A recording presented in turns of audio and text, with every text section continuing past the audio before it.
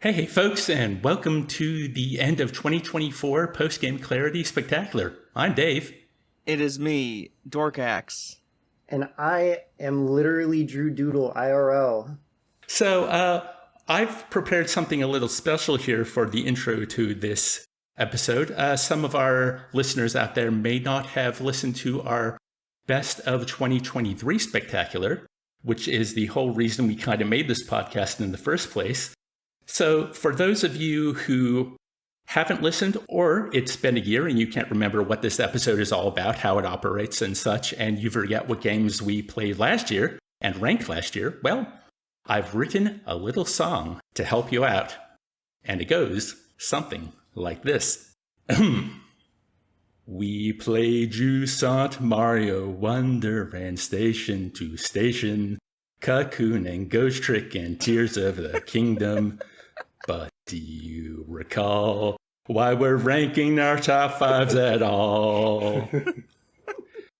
We are Dave, Drew, and Dorkaxe. It's our silly end of year show. And if you take us seriously, I've got something you can blow like a tissue. All of the other podcasts, many who have better names, they don't contain our insight. Plus, we play much better games. That's why when Christmas rolls around, we discuss our top five and rank them in a giant list to see who's happy and who's pissed. That's why our fans adore us and share these episodes with glee. Wink. If it's your first time, welcome. We are Post-Game Clarity. Yeah. Unreal. Oh, Dave, that was peak. That was very good. Okay. I will say though, can I just say, Dave? Yeah. We don't know if our fans adore us because they don't comment anything, right, guys? I like our fans, regardless if they comment or not. No shade. We're just happy you're out there. That's true. I agree. Okay, so that was a bit facetious. The song didn't really explain how this is going to work. It was just something I had the idea for like a few weeks ago, and it was one of those ideas where you're like, oh, I don't think I could actually do that. And then I sat down and actually spent like an hour, and I'm like, oh wait, this is actually pretty good. Oh, I love moments like that. That's peak. Yeah. So yes, what we did last year is we each had 5 games that we've picked, ranked from 5 to 1, 5 being our least favorite out of these games we love, and 1 being our number 1 game of the year. And we ripped off what insert credit do, and we decided that after we discuss each one of these games, we're going to rank them against each other in a giant list of 15. And then at the end of the podcast, after we've talked about games that might be runners-up or games that we've played this year from other years that we really liked, or even just discussing the year in general, then we'll have our final list, and then we'll end and, go home and sleep, or, well, they'll sleep and I'll have a nice big meal. True. Sick. So, do either of you have any general thoughts about how your gaming year went? How 2024 was just in general enjoying games? Yeah, I played a lot of games that weren't from this year. A lot of games that I feel like I had been wanting to play for a while. And it's one of those things where it's like, you always like say, oh man, I should play this. And this year I just did it. And yeah, so not a whole lot out this year that was for me, and that's fine. I got to play a whole bunch of classics, even if I didn't absolutely love them as much. But now I have the context, and I think this was a pretty nice learning year for me. It was almost like a catch-up year for me, if that makes sense. Kind of like how a lot of folks treat January and June as kind of times to play all the games that they've accumulated in their backlog before more big releases hit. Kind of. Sure. Actually, yeah, just extrapolated to a whole year. Or is that the right word for that? I think so. Yep. Extended to a whole year? Yeah, so just stretched out to a whole year. Because, I know there's going to be some hits in 2025. But in 2024, I don't know. Like, I had some bangers, but, It's all right. You can't win all. You can't. I don't think it would be. It would have been really hard to top last year. So it's totally fine. Drew? Yeah, I agree. 2023 was just like so insane. There was a massive release for like pretty much every like possible type of gamer. I feel like it's really, really hard to top a year like that. And that's coming from someone who Dorkaxe has told me many times this year. This is literally like my fucking year. Like the big releases were so catered towards me this year. But I also feel like outside of that, I still had a lot of space to play like littler games that like sure could be game of the year, but they're probably not gonna be. It's just nice to play a smaller release. Or I spent a lot of time just collecting stuff from random years past. You know, like we didn't do it for the show or anything, but me and Dave played through Final Fantasy 15 alongside each other, something both of us have wanted to do. Just stuff like and some other games from past years that I will talk about later. But it was a great gaming year. I got to play a lot more of what I really, really love, as well as some stuff that was a little bit outside my, not necessarily outside my comfort zone, but just something that doesn't grab my attention as much. And so I would say it was a pretty good year for that. Excellent. You know what you said about playing games together? Yeah, Dork and I did a lot of that this year as well. He wanted, I can't remember how it started, but I think he had just started playing Arkham Asylum, and I was like, ooh, I've been wanting to replay that for years. And he's like, well, why don't you replay it and we can talk about it? And then that's what we did. And then that somehow turned into playing Far Cry 3.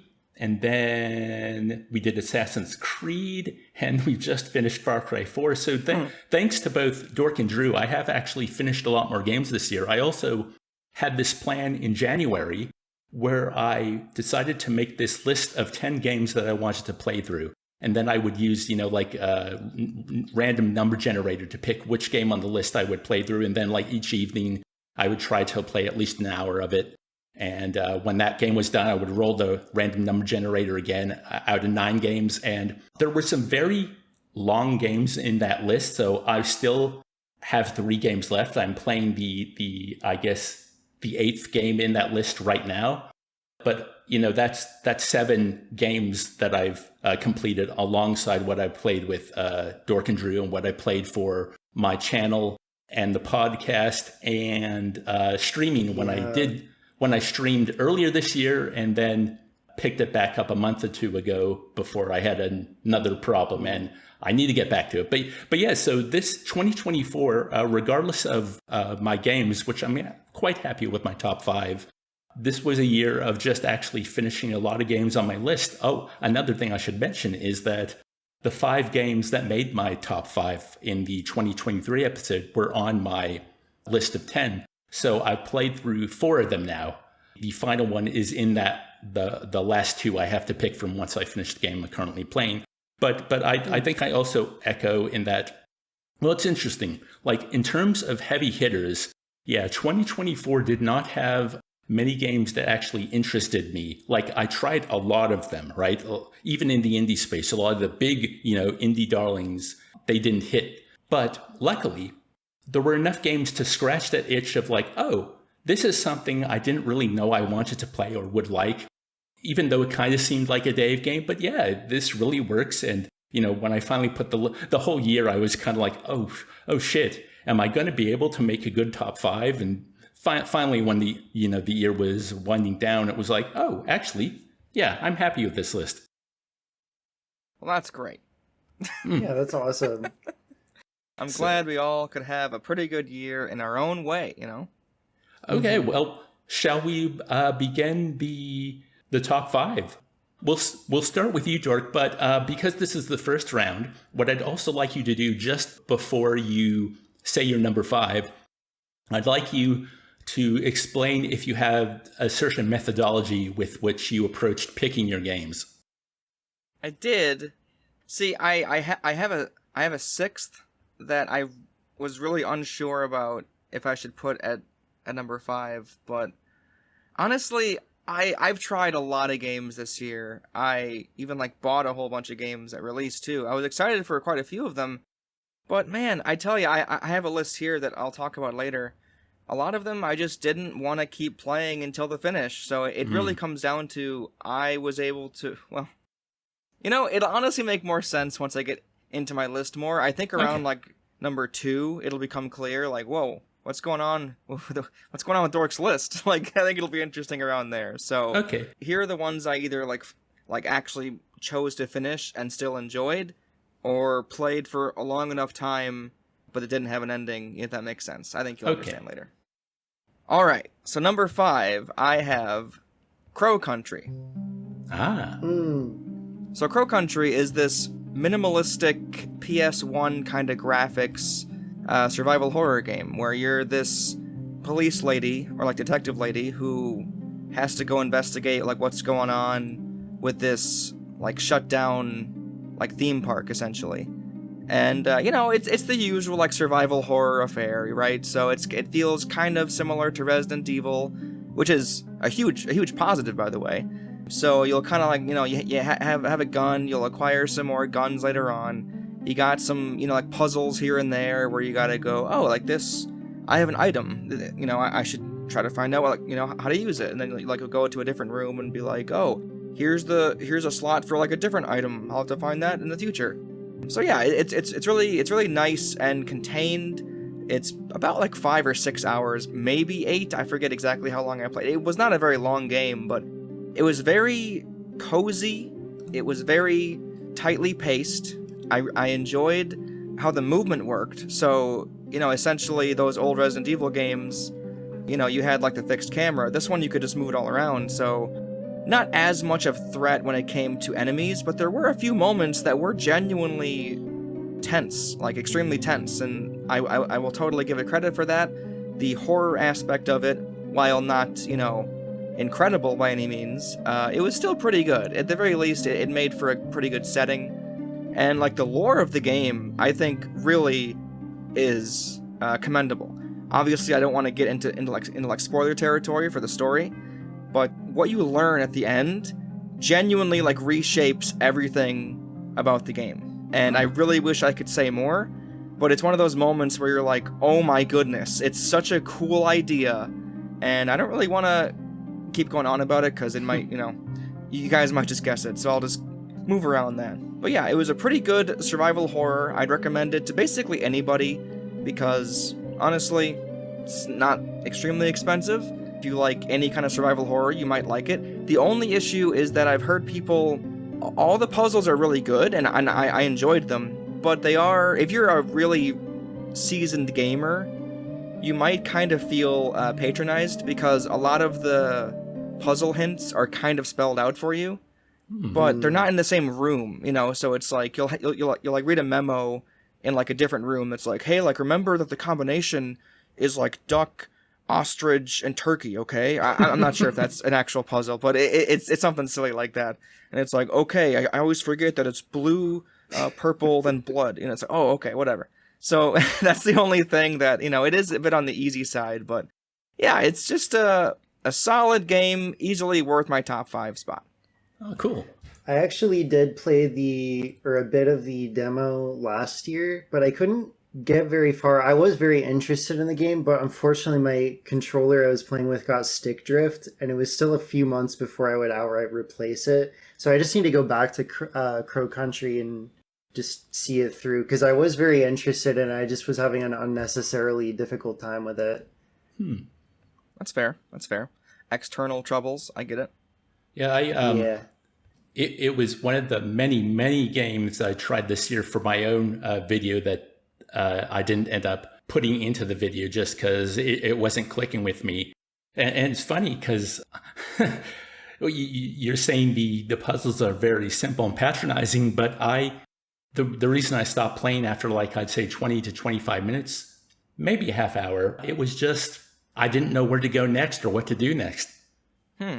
Yeah, interesting. Because yeah, I would say like the map is pretty small to where if you just explore everything, I mean, who knows? Perhaps if it's one of those things, where you don't know how close you are. So perhaps if you would have put like 5 more minutes into it, you would have been like, oh, duh. So, who knows if it was one of those things, Yeah, well, I mean, people who've watched me stream, and it's the way I play games.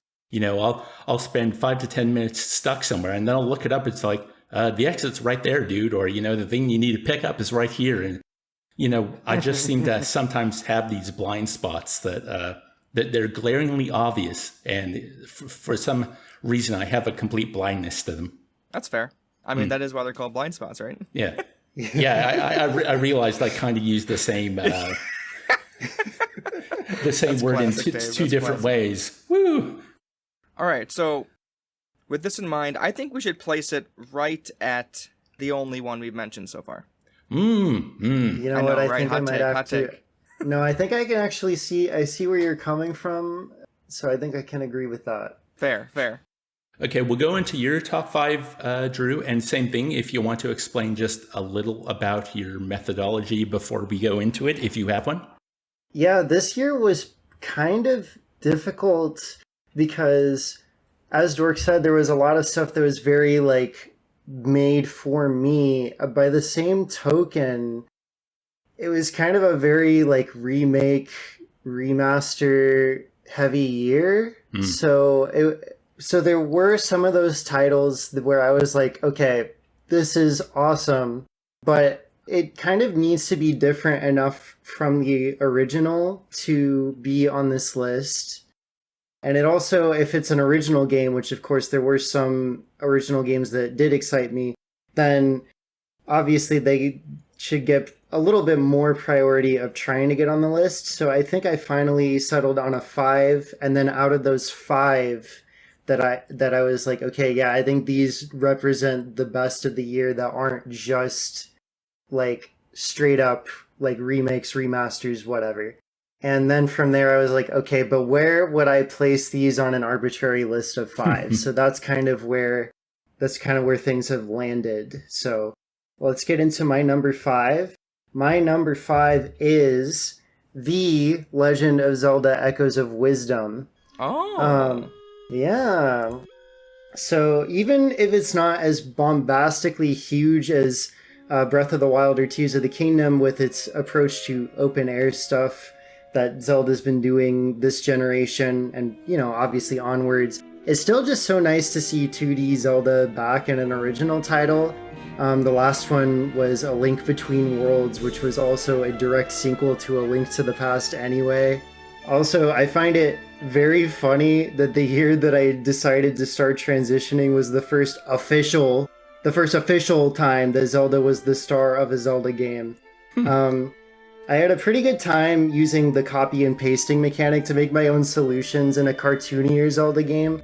One of the absolute highlights for me was there's a boss fight, it's a huge monster, but I was able to keep my distance and do damage to the boss by spam summoning an army of crows to kill a monster that was 10 times bigger than me. And they just charged out and pecked at it until it died. It was hilarious. Sounds funny. Yeah, it was also kind of nice, the dungeons aren't as strong as previous games due to the fact that they want you to come up with your own solutions, so things are a little bit simpler, but I still really enjoyed the dungeons. I enjoyed the overworld exploration quite a bit and just finding my own way to do things. And of course, it still feels like a Zelda game, and I'm always going to be a sucker for any Zelda game that has throwbacks to the N64 games. I'm such a sucker for that shit. And in the second half, the narrative also got better. It's not the best the series has to offer or anything. Not that Zelda's that great at storytelling, but there are definitely Zelda stories I like more. And the game does get a little bit simple and repetitive, so that's why it's down here at number 5, but I just really love Zelda as a format, and I really do applaud them for still trying new things. And so I'm happy to put it on the list, but I do think it is a little bit too simple for its own good. This is a game I was very excited for as well, because it's just I'm excited for any new Zelda, right? And I did buy it. I would like to eventually go back and really try to finish it. But yeah, I just, I think we've all talked about you just got to be in the right headspace, the right mood. And I didn't really vibe early on with the clunky single item list format to choose, because you get a lot of echoes early on. And I'm just the UI is not good. Yeah. So, and it's funny because I know it, like, there were people who had a problem with the, like, single item scroll wheel quick select of Tears of the Kingdom, too. I didn't really have as much of an issue with that, but with this one I did, and I'm just trying to grapple with why. I almost wonder if because that's not the main way to engage with Tears of the Kingdom, whereas in Echoes that is, it's almost like your item selection screen, and you don't really have like a base attack, at least not in the opening where I was. So I wonder if that's what it was. So yeah, I hope to play it, but at the same time, it kind of reminds me. One of my favorite YouTubers, King K, did make a video about Echoes of Wisdom, and basically his conclusion was, look, Zelda's been around for almost 40 years, and there's so many titles that like made me fall in love with it that at this point, any extra title that happens to like really gel with me is just kind of the icing on the cake, really. So I think if people are like, this Echoes of Wisdom wasn't for me, I think that's fair, but I don't think... Like, I think it's time for us to, like, stop the open-air Zelda, like, vitriol and just be like, just take every title, like, one game at a time, you know what I mean? I can both respect them for trying to do, like, new stuff every time, because, man, like, we always praise when a development team is able to stick together and keep, like, putting out, like, new iterations and stuff, but I'm sure, there are some teams where that's an enjoyable prospect, and other teams where it's, like, I need to do something different to keep my sanity. So I'm sure for them, it seems like they're more on the we want to innovate like side of things. So again, I can totally like respect them for trying this, because it seems like a natural extension of like their direction of the past two games. So that's fair. And there's that old joke where anytime a new Zelda comes out, it's basically, oh man, this Zelda sucks compared to the last Zelda. Yeah. So true. Yeah. Man, I think that all started with Wind Waker, to be honest. I don't remember Majora's Mask having that. I think it really did start with Wind Waker, I agree. The big one for me was when Skyward Sword came out. Suddenly everyone was like, Twilight Princess is actually a really good game. And I'm like, hey, I remember just a few years ago, everyone was slagging this thing off. Oh, man. And now they're glazing the thing off. Yeah. Look, that whole thing about time heals all wounds. Like, I look back on that game fondly. I'd love to replay it again one day. Yeah. All the Zelda games are good. Like, it's fun, because all the Zelda games are at least good, and that's just not common for a series. So that's great. Even Skyward Sword, which I really, really don't like, I would never say it's like one of the worst games ever made, Like, have some common sense. There's obviously actual schlock that's out there. You know what I mean? I think, Skyward Sword has some of the strongest dungeon design in the series. Yeah, there's some really good dungeons, yeah. Anyway, sorry, we could all talk about Zelda forever. Drew, where would you put this in this extremely prestigious list we have going so far here? Above or below Crow Country? I think it should. I would like to put it above Crow Country, not for the epic 2024 Drew sweep, but just because they really did try something new that I think should be admired. I agree. I would like to see it above. Yeah. That being said, Drew 2024 sweep, here we come. Okay, let me write it. Echoes. You heard it here, gamers. Echoes of Wisdom is currently the top game of 2024. Send your hate mail to www. Well, before I get into my top 5, I guess I should speak a little on my methodology.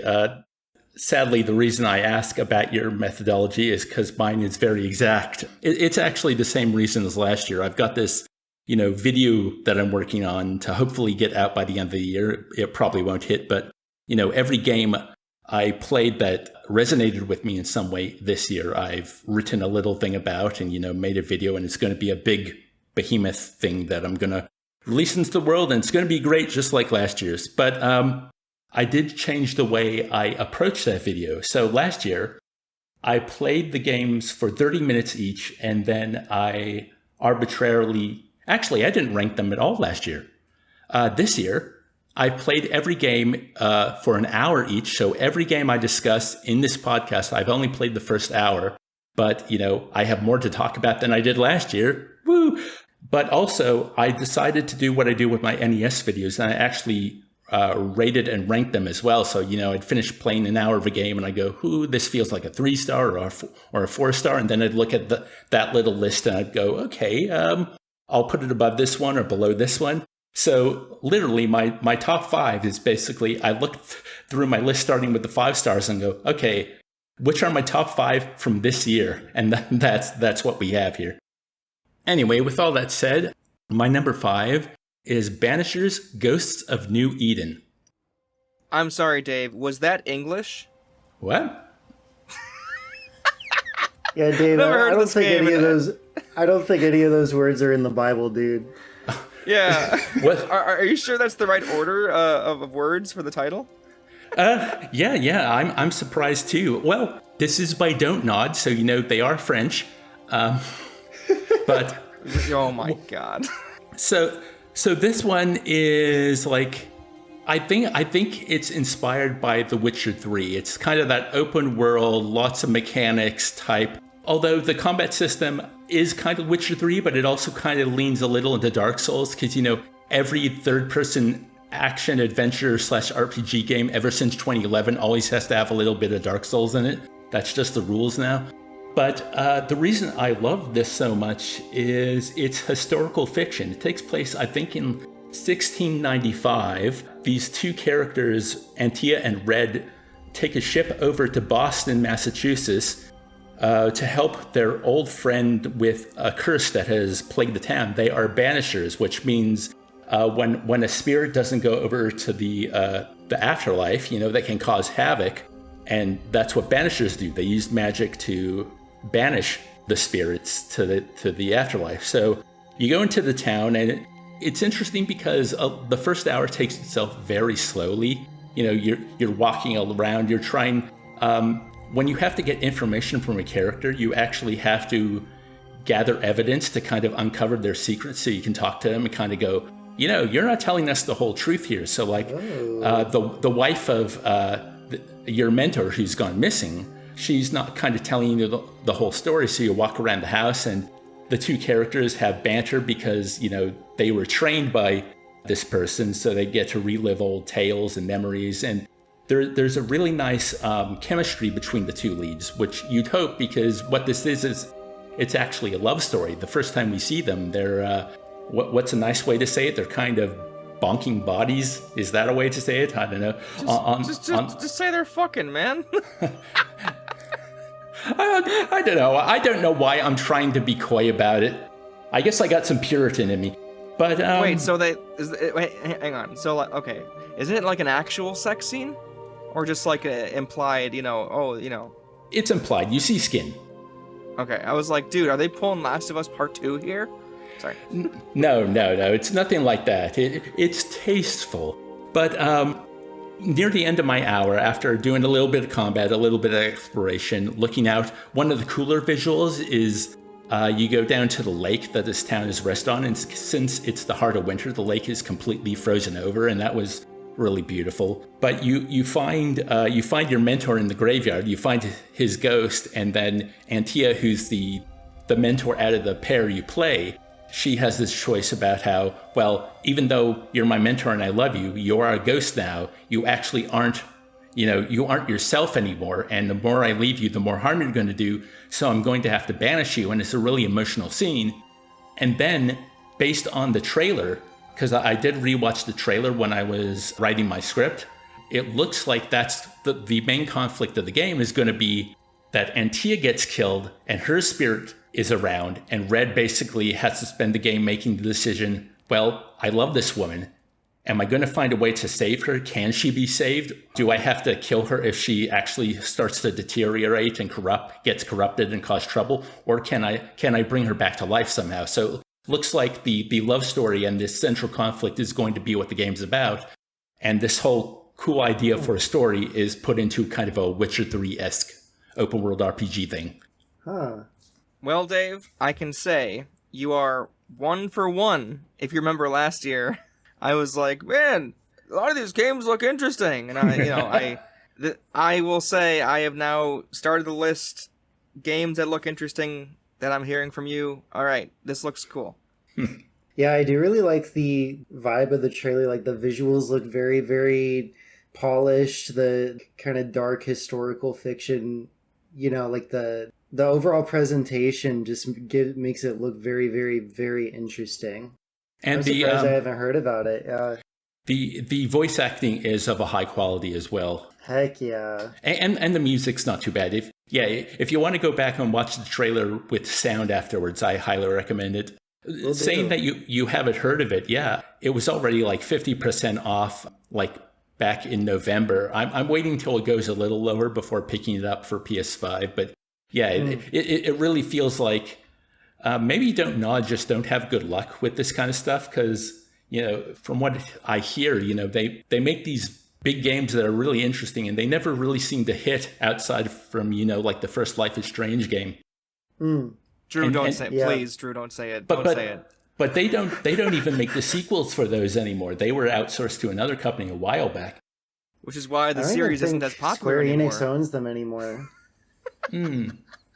But last year we played Jusant, which is a much smaller game by them, but that's really interesting as well. And I definitely need to get back to Vampire at some time.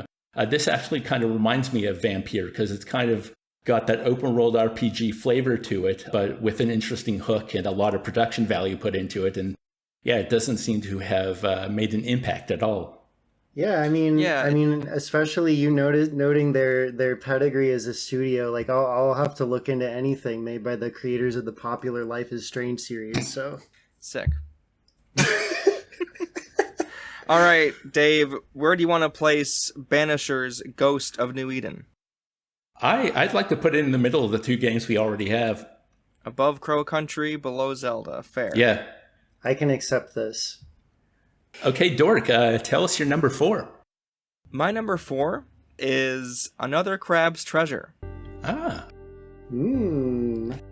So, this one's really easy to explain. Another Crab's Treasure is another Souls-like game. Except you're underwater, it's an ocean theme, you're a crab, and instead of more of an RPG, you choose your, like your weapons and your... I guess it does kind of have like a skill tree thing, like for your build, a little bit. But it's a lot more focused. I mean, you only have the one fork as your melee weapon. You can upgrade it.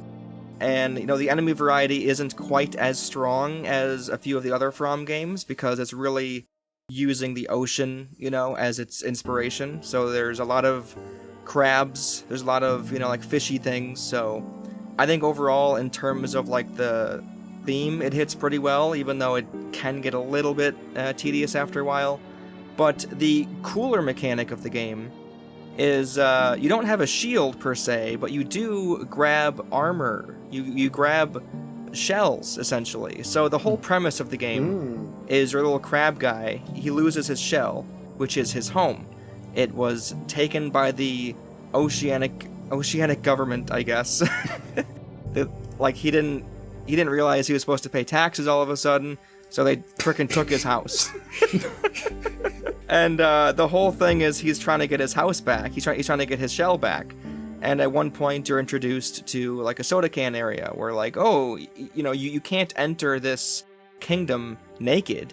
How about you go to this other area where you can actually get some clothes on? And it's just like a vending machine and like you get like a can essentially as a shell. And so it has that light humor to it the whole way through. It's actually pretty good in that sense of like I wouldn't say it's like a comedy game by any means, but it has some good writing. It has good uses for its theme to enhance the you know, like the stylistic choices of the writing and stuff like that, you know, for all the jokes. But no, like the coolest mechanic, like I said though, is the shell. So basically you can like find a bunch of human gunk.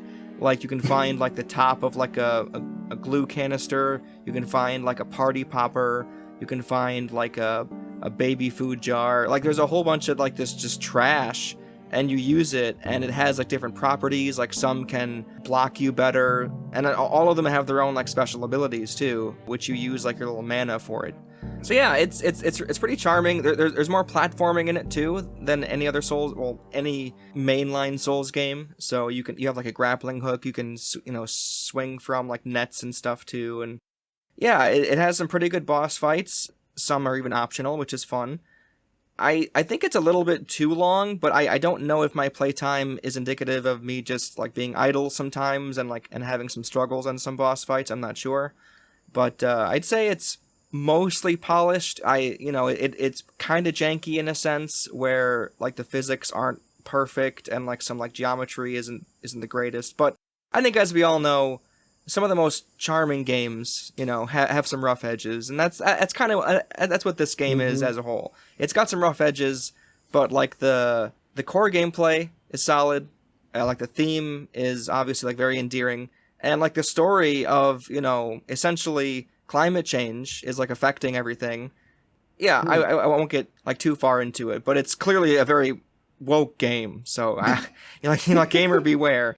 But yeah, it's just it's just like a creative Souls-like, and I had a good time with it. I played through it all on my Steam Deck, and it was a really fun time. I was going to make a Pikmin joke when you talked about all the junk actually being useful, and you know, it's also kind of a colorful, cartoony game. You know, I almost think, like, if Drew could play, you know, like a few more Souls games, I think she would really appreciate that, because it does have, like, the color of, like, a Pikmin, and, like, the lighthearted, you know, like, tone of one, too. And it's just a pretty good game in its own right, you know? Yeah, it really is the style, because obviously you guys had more context with which to disagree with me, but when we talked about Dark Souls a little bit, I said I'm not really super big into like hardcore, like super fantasy, like high lore type stuff. So this is the kind of aesthetic that just appeals more to me. So this was definitely on my radar. I think it was Aggro Crab that made it, right? Which is very funny. They finally made a crab game, and I want to try their other game first in terms of the studio. I want to try their other game, which I think is called like Going Under, which is like a dungeon crawling roguelike about like office supplies. That was them? Yeah. I've played that. I didn't love it. I think I would at least like to try it, because they make stuff that the aesthetic is very appealing to me. And clearly with their first two games, like they want to make projects that are distinct from one another, you know? So I think that's very cool. So yeah, I think that's what I have to say about Another Crab's Treasure. Nice. I think I would like to place this. What is above Crow Country? Banishers. I think I'll place it below Banishers. Okay. Cool. So Drew, what is your number 4 game? All right, I'm just going to rip the Band-Aid off because this is going to piss you guys off, but my number 4 is Sonic X Shadow Generations. I don't give a fuck. Huh? Oh, Okay. I don't great. give a fuck. No, right, I'm Shadow happy X. for you. What do you mean? No, thank you. I'm just being dramatic. Wait, I'll give you what you're looking for, Drew. Grr, how dare you? What the fuck is I this know. chibi shit, Drew? Nah, but Sonic X Shadow Generations is great. On the one hand, you do have a current gen port of what's already one of Sonic's like more acclaimed titles of the last, well, I guess 15 years now, not the last decade, because it was 2011. But when I got my PS3 last year, I got the original Sonic Generations with it, and I thought it was good, but now playing it on the PS5 with a better controller and like less load times, I was like, wait a minute, this is like peak, and I'm like really, really enjoying myself. So I came to enjoy Sonic Generations better, but this enhanced port also has a whole new campaign called Shadow Generations, which obviously stars Shadow the Hedgehog, and it's really demonstrated to me how just Sonic is so interesting because it clicked with me. It's kind of like The Simpsons, where a piece of initially counterculture became so popular and established that after a while it just became culture, and it really started like having these bouts of having to grapple with itself, of doing new things while maintaining its identity, which Sonic has really, really struggled with. The last few years, they brought one of the current comic writers as to be the main like scenario writer for the platforming games, which it makes it feel like the stories are kind of like starting in the 2010s. Sonic started being really like ashamed of its history, in that they were like, okay, after Sonic 06, people didn't want a more involved storyline as the game plays out. All right, Sonic Colors, Sonic, it's a cartoon episode. Sonic goes to an amusement park and has to save aliens from Eggman, and that's at the end. Even the original Sonic Generations is like, okay, Sonic is trapped in a void. All the stages are stages from past games. Sonic and old Sonic go, and then it's Eggman, and then they beat it up at the end. Whereas now we have these new writers making Shadow Generations, and they're like, okay, no, all the lore presented in the games happened, and we're going to embrace that, and we're going to build up from there. Which I think, especially using Shadow at this point as a central character again, is very interesting, because Shadow has some of the craziest fucking lore ever, and he's my favorite Sonic character, so this feels like the perfect place to do something like that. It was a nice little new story with a lot of cool callbacks to past Shadow events, and it had a very emotional storyline that I kind of enjoyed, or that I did enjoy rather, and fun boss fights that harken back to even more iconic Sonic moments with some of the best songs from Sonic's 2000s era. Shadow's controls are fantastic, even better than the original game, and he's got new abilities that he learns in each stage, which allows you to change things up even further by being able to move on new terrain and in new ways. And the stages are like peak. Like, I'm shocked at how great they are. Just so fucking many optional paths and chances for like run improvements. Like, I played through each of the stages like twice just for the heck of it. And there were so many ways where I was like, if I had the time to just keep playing this, I could easily like shave at least a minute off of my time just from like little things. I just had a smile on my face the entire time I was playing this re-release package. I really, really, really enjoyed it. That's great to hear. So, I mean, it sounds like it's a lot like Dead Rising then. Yeah, it's a lot like Dead Rising in that they well, I guess not really, actually. Well, Sonic Generations is. Sonic Generations is. They brought Shadow back from the dead. They did bring Shadow back from the dead. I mean, he's been back. That's what's so insane, is Shadow was supposed to be a one-off character, but he was so popular that they brought him back and gave him amnesia, and then they gave him a standalone game where it turns out there was actually an alien demon that provided the DNA for him. And that was in 2005, and it's just ridiculous. But I think what's so cool about Shadow is that he has had so much like taken from him, but he chooses to give back to others like of his own volition. So it's just always cool to see him in a pro tag role. You've raised questions that I won't ask since it'll take too long. Yeah, it'll take... oh my fucking god, it'll take too long. I will say, just watching the trailer as you were talking, the like 3D running into the screen sections, especially with Shadow, looked pretty cool. It kind of reminded me of like the surfboarding from Klonoa 2 a bit.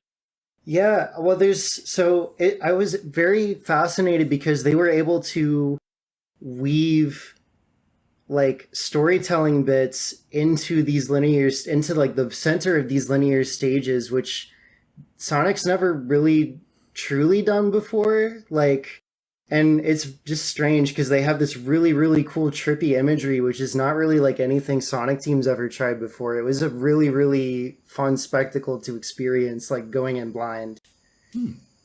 I Okay, am I was gonna okay ask- with putting this at the bottom of the list, I think. Just because it is an enhanced port. I do think it deserves to be on the best of the year list, but I'm not gonna like fight for it to be super high up. So this is your FF16 for this year. This is my FF16 for this year, yeah. Well, my number 4 is Pools. This is a game that just, every morning I checked the new and trending on Steam, and it was there, and the trailer intrigued me, plus looking into what it was made me want to play it. So this is a backrooms game, that's become a very popular thing over the last, 5-6 years, I'd say.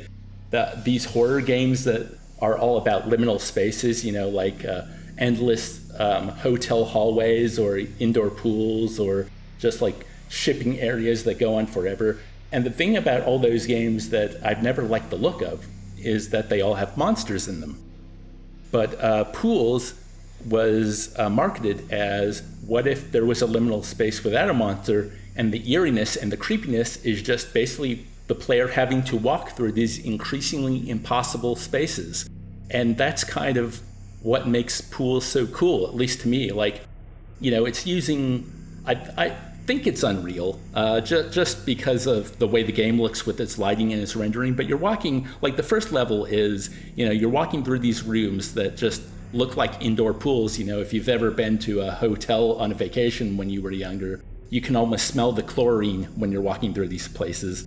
And suddenly, there's no way forward. You can go down all these different halls, and sometimes there's dark areas, and then you enter a room, and suddenly, like the pillars are a little too wide, or there's like a big red water slide there, or there's a diving board over a giant pit into nowhere, and every now and then you'll see like, a hand just slip into the darkness, or you'll hear something in the back of your head. Usually the only sound is like your footsteps. And the game also does this really interesting thing, which I initially hated, but I think it plays into the atmosphere, where your movement speed is very slow. Even if you hold the run button, it's a very slow run. Like, you have to take your time and kind of just fully explore these spaces.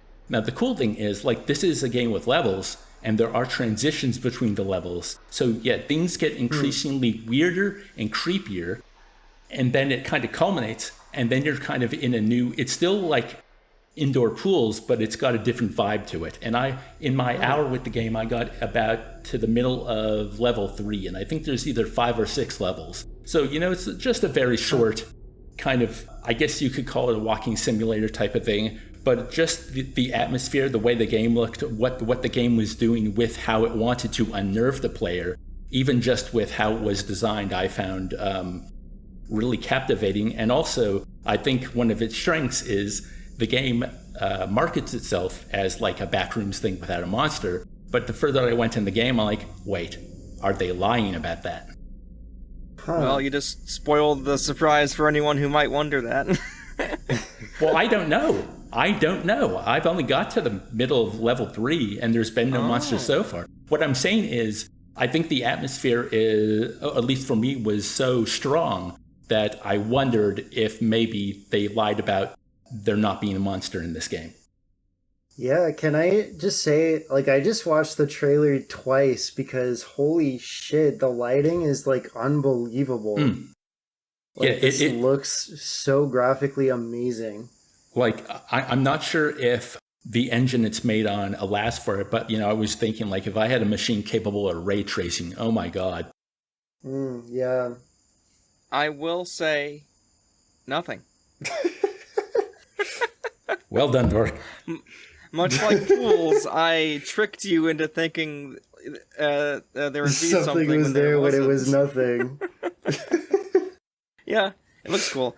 I think we've talked about this before. Like, yeah, it looks neat. I feel like I wouldn't be able to get in that headspace because I'd be like, you know how I am. I'm extremely mechanics focused, so I'd be like, holding W. Yeah.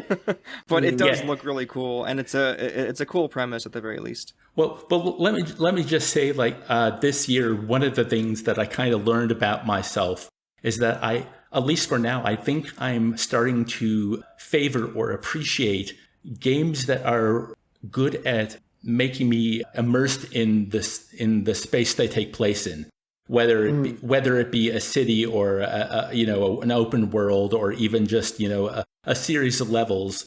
If I can feel strongly about, I like this place and I like how the game's allowing me to express myself or move through this space, that seems to be one of the stronger elements of a game that will hook me this year.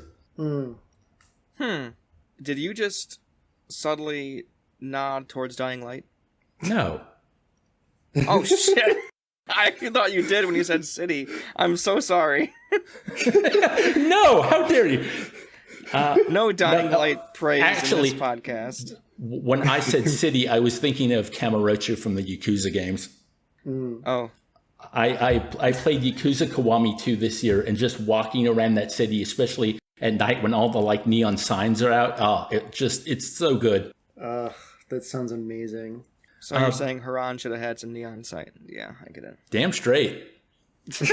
Yeah, I'm with you there. Okay, so because this is, I guess, I'm going to just hazard a guess that this is probably the least mechanical game out of any of our picks for this year. So I'm happy to put it at the bottom. Oh, Sonic, you get a bump. Ooh, Sonic's getting up there. Drew sweep. Drew sweep. Okay, so there's no objections. I thought you'd fight for it. Nah, it's all good. Anyway, Dork, you're number 3. My number 3 is actually a number 2. That came out wrong. It's not a pile of shit. It's Helldivers 2.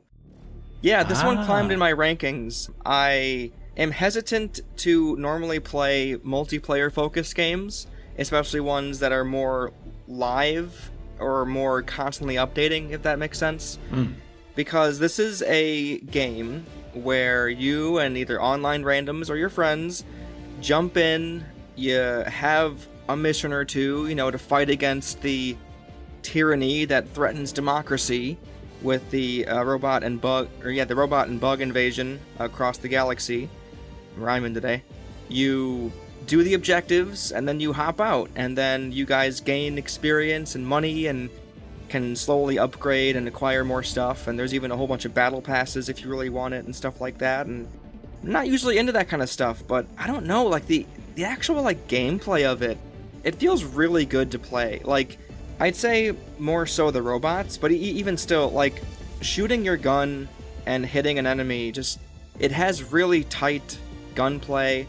It has a lot of tactics involved because you, quite notably, with the series, you don't have infinite ammo, but also reloading early means that whole clip is gone. So reloading early actually means something in this game. You don't always want to do it. It's kind of funny. If I come from playing Earth Defense Force or something like that, where you can try to reload anytime you want to, I always forget, oh crap, I wasted a whole magazine because I reloaded after 5 shots. It's kind of fun in that way. And so the core gameplay, right, it feels really good to shoot your guns, but also calling down airstrikes, calling down, support weapons. It's really fun.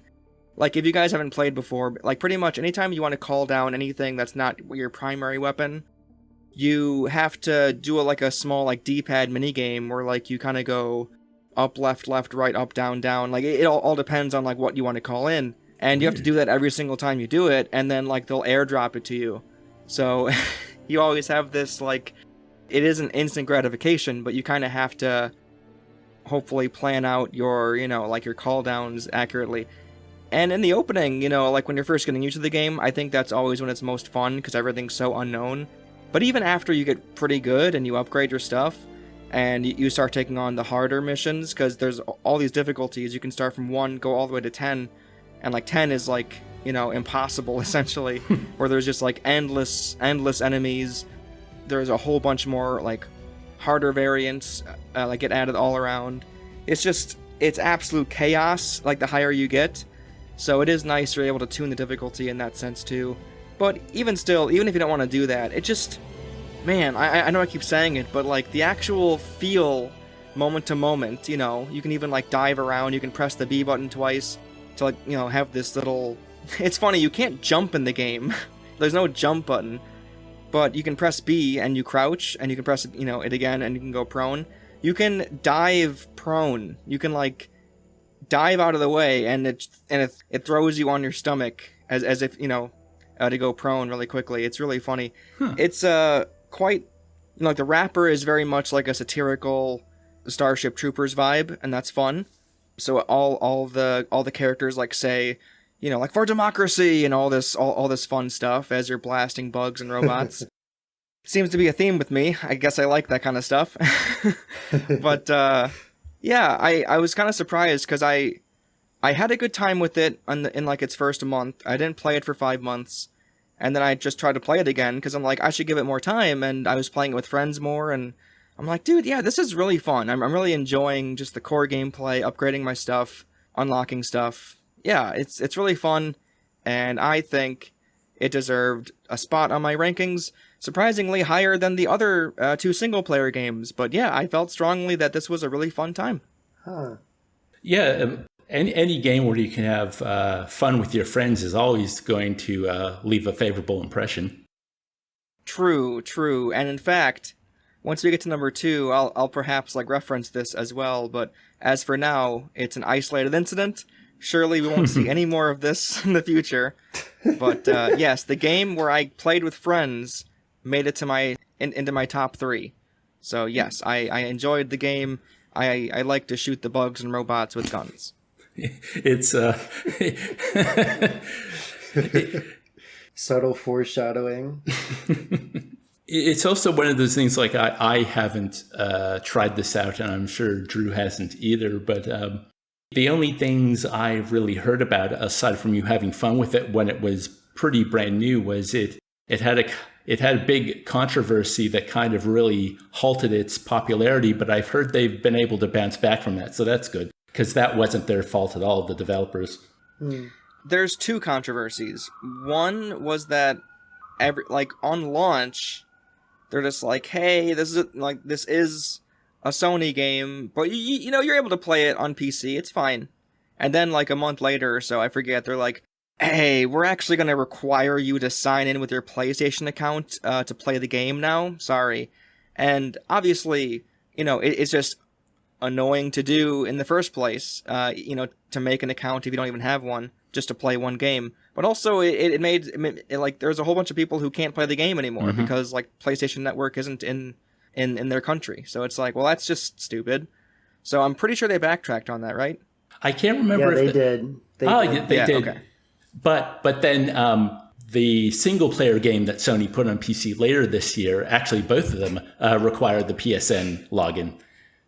Hey, man, at the very least, 2K dissolved their launcher, so I guess for every win we get a loss. Hopefully PlayStation eventually wises up and stops with this shit, but yeah.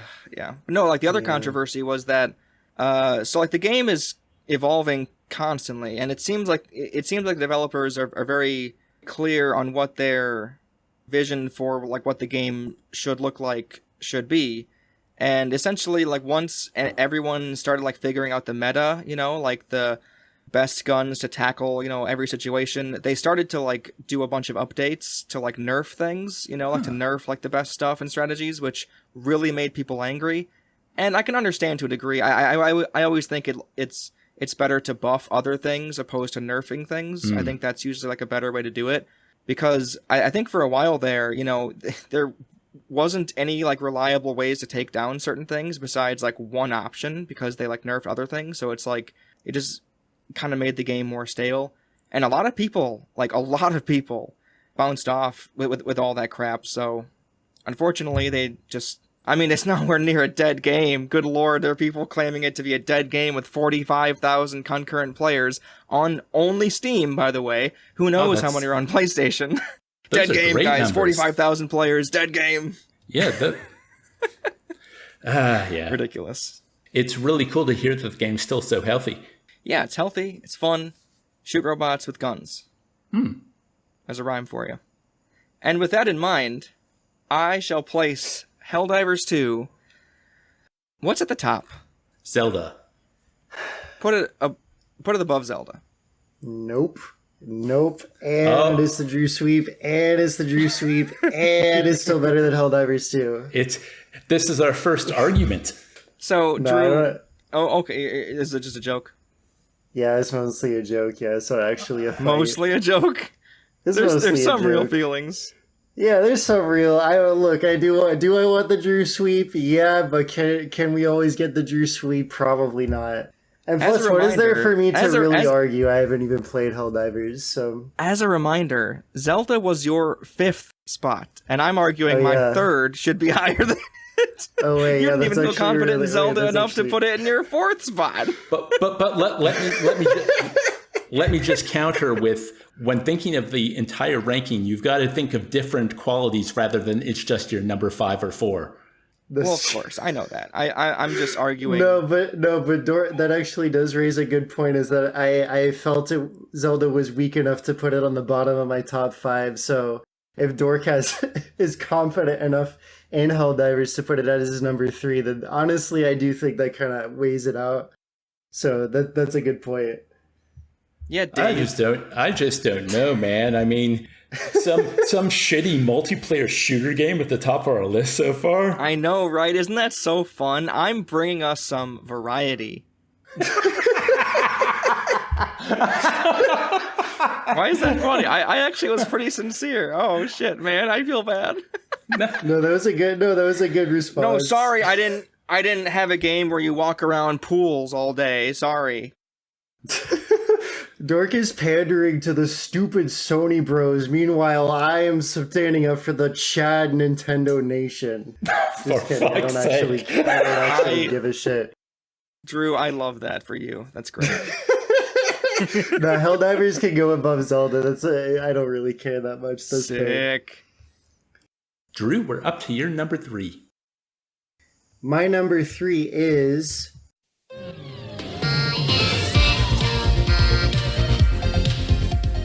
Astrobot. What the fuck is this? This little kiddie game? Well, here's the thing about that is Astrobot is simply a joy, from the original content to all the collectibles referencing PlayStation stuff. Like Dave sent a think piece that was kind of talking about how Astrobot, like the writer did not enjoy Astrobot because of all the PlayStation characters, and it kind of enjoyed... And it kind of made them enjoy the game less because they were thinking about how Sony sits on all these dead franchises, which is true.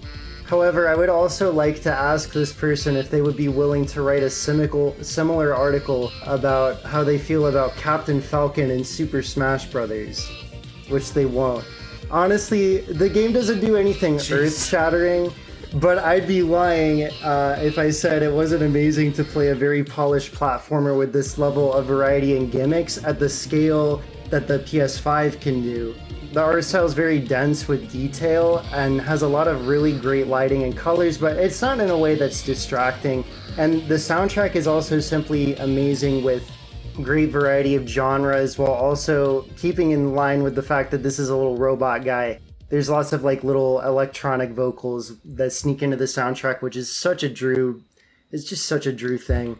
Astrobot's just super fun from start to finish, and is really the thing that Sony should be doing more of, although based on all the mascot bots, I'm not holding my breath. That was my little write-up. Another thing I would like to add is actually the final stage of this game, while it is a partially like a very spectacle driven thing, you know, that a lot of platformers do now, a very spectacle filled finale that isn't necessarily a strict platforming level, it was still really, really, really fast paced and fun. And that's something I've been thinking about a lot, is a lot of my favorite pieces of like film or television have like a very, very quick pace to them. And that's something that's really difficult to match in a game without it completely being like, hey, get good or get fucked type thing. And Astrobot managed to really do that. And I just really appreciated this game for bringing a style that I really love to the medium of games.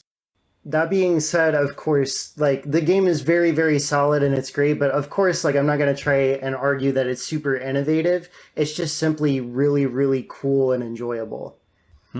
I played Astrobot's Playroom this year because I got a PS5, Yeah. and that is, no joke, one of the best games I played this year. And that was, I guess, just a teaser for what this game is. So when Astrobot came out and you bought it and you were like just going nuts over it, you know, I was so close to going to the store and buying it myself, but I stopped myself because I'm like, I know I'm like in a hype cycle right now. If I just hold off, you know, That's it will fair. pass. That's fair.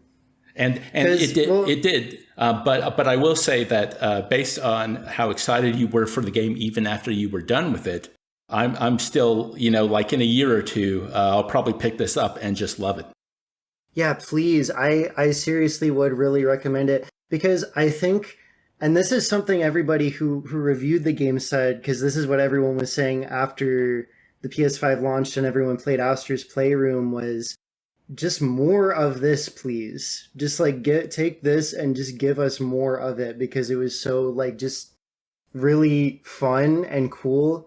And yeah, Astrobot just really is that. A lot of people are like, this is basically like if Nintendo gave us a Mario Galaxy 3 on more current hardware, is kind of how it feels. But I would even like it's just such a good time. I just really enjoyed my time with it. I like 100%ed it in like a week, but if you really take your time with it, it's like a very meaty platforming package. It's just really, really enjoyable. You know what it reminds me of? Huh. Hi-Fi Rush. Yeah, it is kind of like Hi-Fi Rush in a lot of ways, just with how like confident and energetic it is. I can totally see that. Because, as you were saying, like, we want more of this. I think I heard this as in, yeah, just let developers make stuff. You know? It doesn't have to be huge. It doesn't have to be a AAA open world exploration RPG skill tree thing. It can just be, you know, here's an idea, but we're going to put some budget into it, like Hi-Fi Rush and this got, and look at that. It's it's clearly its own thing. People like it. Got a lot of it got a lot of praise because it like is very polished and it deserves it. Yeah, that's a great comparison. Yeah, I absolutely agree. I absolutely agree. We and do especially need because more of this. Yeah, as Sony and Microsoft really need to give us more of it, because of course I'm excited to get the new big 3D Mario game every 7 fucking years because I fucking love Mario. But it's like I want to see more of this from other companies, you know, especially because this is a game where it's a big fun Mario-esque platformer, but you can load in these huge sprawling, creative, moving environments super quickly on the PS5, and they look great. And so it's like I would just like more shit like this. Also, I do need to say, like, even regardless of how you feel about how Sony does treat their first party IPs, like, that's not Team Asobi's fault, right? And I really do like how they chose to go about having PlayStation fan service in this game, because it doesn't just go beyond the collectibles. This is a mild spoiler, but after each boss level, there is a dedicated stage based on a given Sony IP. And it's different for every world, and they take the general vibe and defining mechanics of those games and kind of turn them into a platforming level. And so it's really just a delight when you're like, oh, swag, I get to like run around this level kind of like playing as this character, because Astro can just put on like a costume and just become that character in a little cartoony way. It's really, really fun. Oh, like Majora's Mask. Yeah, it's like literally actually like Majora's Mask, actually. Anyway. Well, that's great, Drew. I'm happy you were able to experience a genuine AAA platforming game not made by the people who make Mario. So that's really great. Yeah, exactly. That being said, kind of want to put it above Helldivers. And not to be petty, but just because it is just super, super polished, and I really do want to be like, yes, Sony, please genuinely make more of this shit. Please. When they see our list, they'll go, shit, above Helldivers? You're right, sorry. Yeah, Helldivers, in fact, Helldivers internet service canceled immediately. Fair, that's fair. Drew, I don't think you have to preemptively defend, by the way. I think you can, because I was like, yeah, that's fine. No, you're right. You're right. You're right. This is Drew's year. I get it. Yeah, But- yeah. But I might have a problem. No, I don't. Dave, your voice was so gravelly. It made that so epic. Oh, okay. They pulled Cool. up. It was like, I have a fucking scary demon, and I have an argument to make. Yeah, I don't know what's going on with my voice today. No, I think Hopefully it's just not 'cause, shot like, tomorrow. oh, it will be. Okay, well, my number 3 is Dread Delusion. Oh yes, this is sick. So, how to explain this one? Probably the easiest way is that this is very much like an early Elder Scrolls game. It's kind of like Morrowind and Daggerfall kind of mashed together in a very dark world with a lo-fi graphic style. But the thing that attracted me to the game, which you can probably see in the trailer you're watching, is that the color is just so striking, that like blood red sky that's everywhere. It's definitely got a pedigree from Morrowind because there are also giant mushrooms everywhere in the opening area. But you select a class, and here's another Elder Scrolls thing. You start as a prisoner, and basically there's this traitor who's holed up in this castle, and the army basically, they can't get in. They've lost plenty of their men, so they're like, okay, well, let's start sending prisoners in.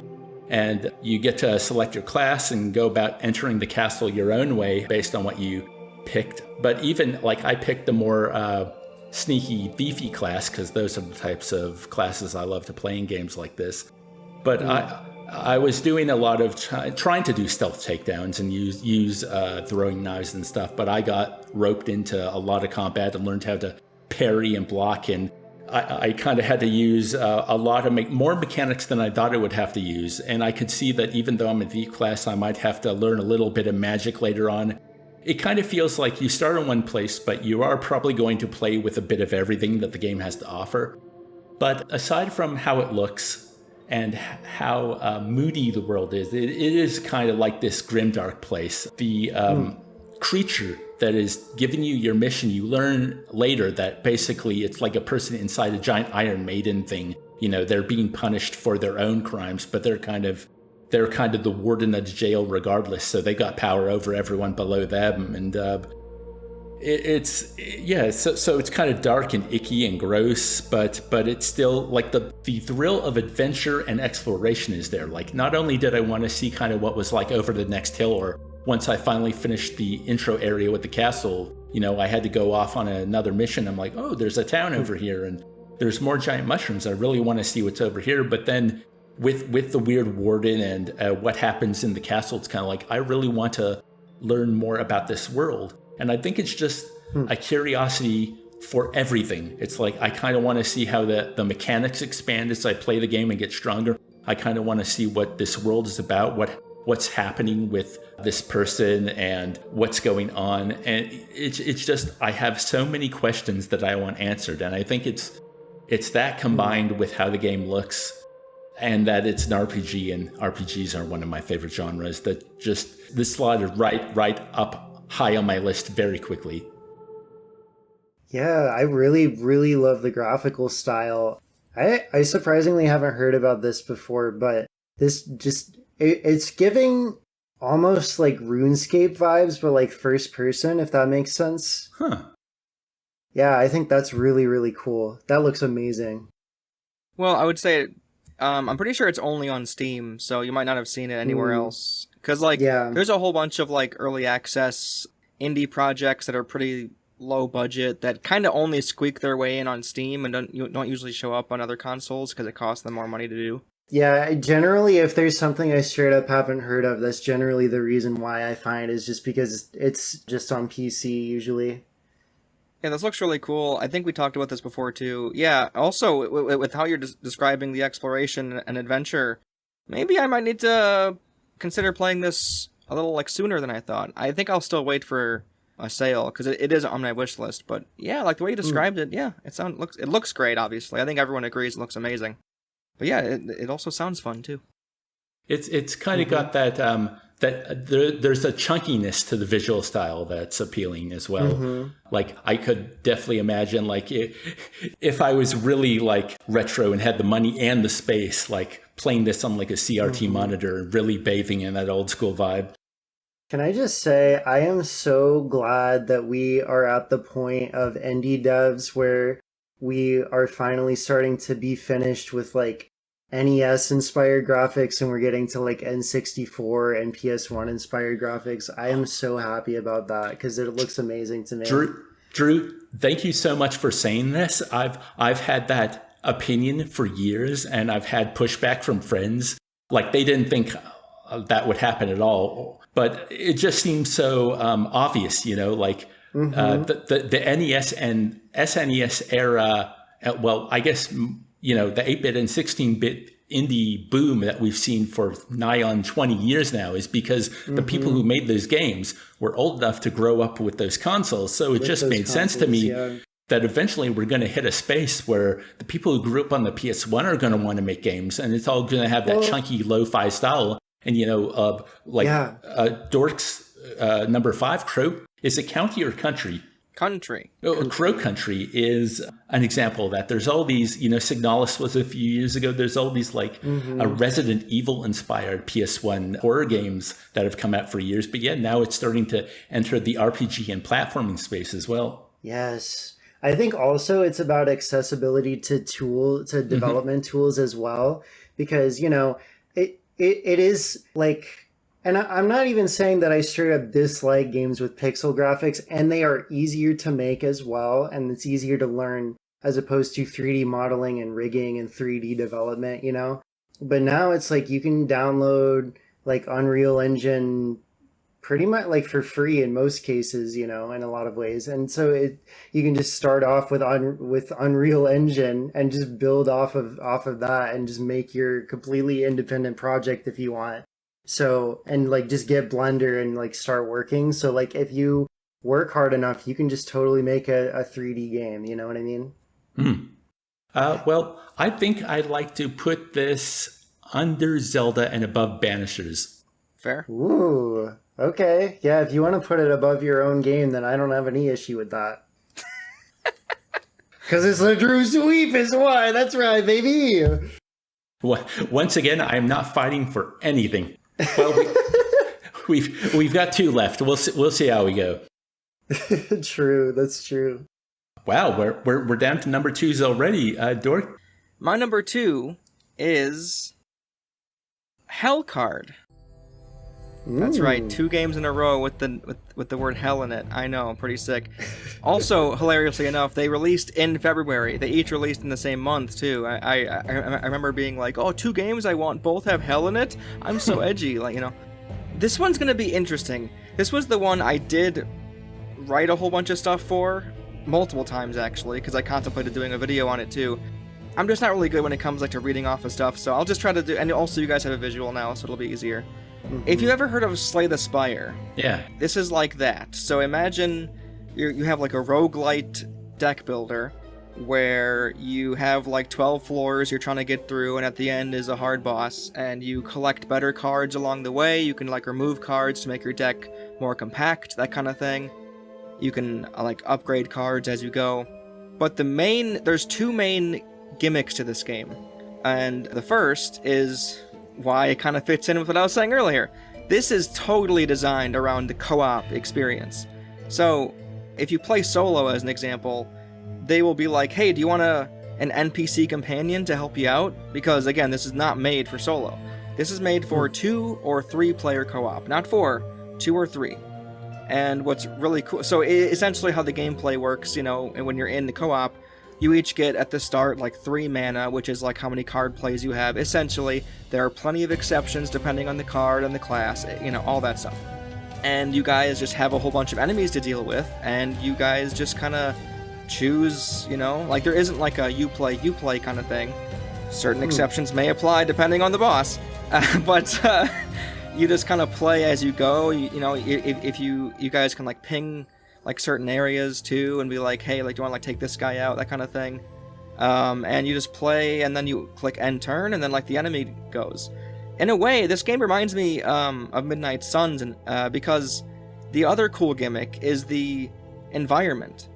So I did. I think I have 8 hours into it. I think I beat a run or 2. I just can't get into Slay the Spire.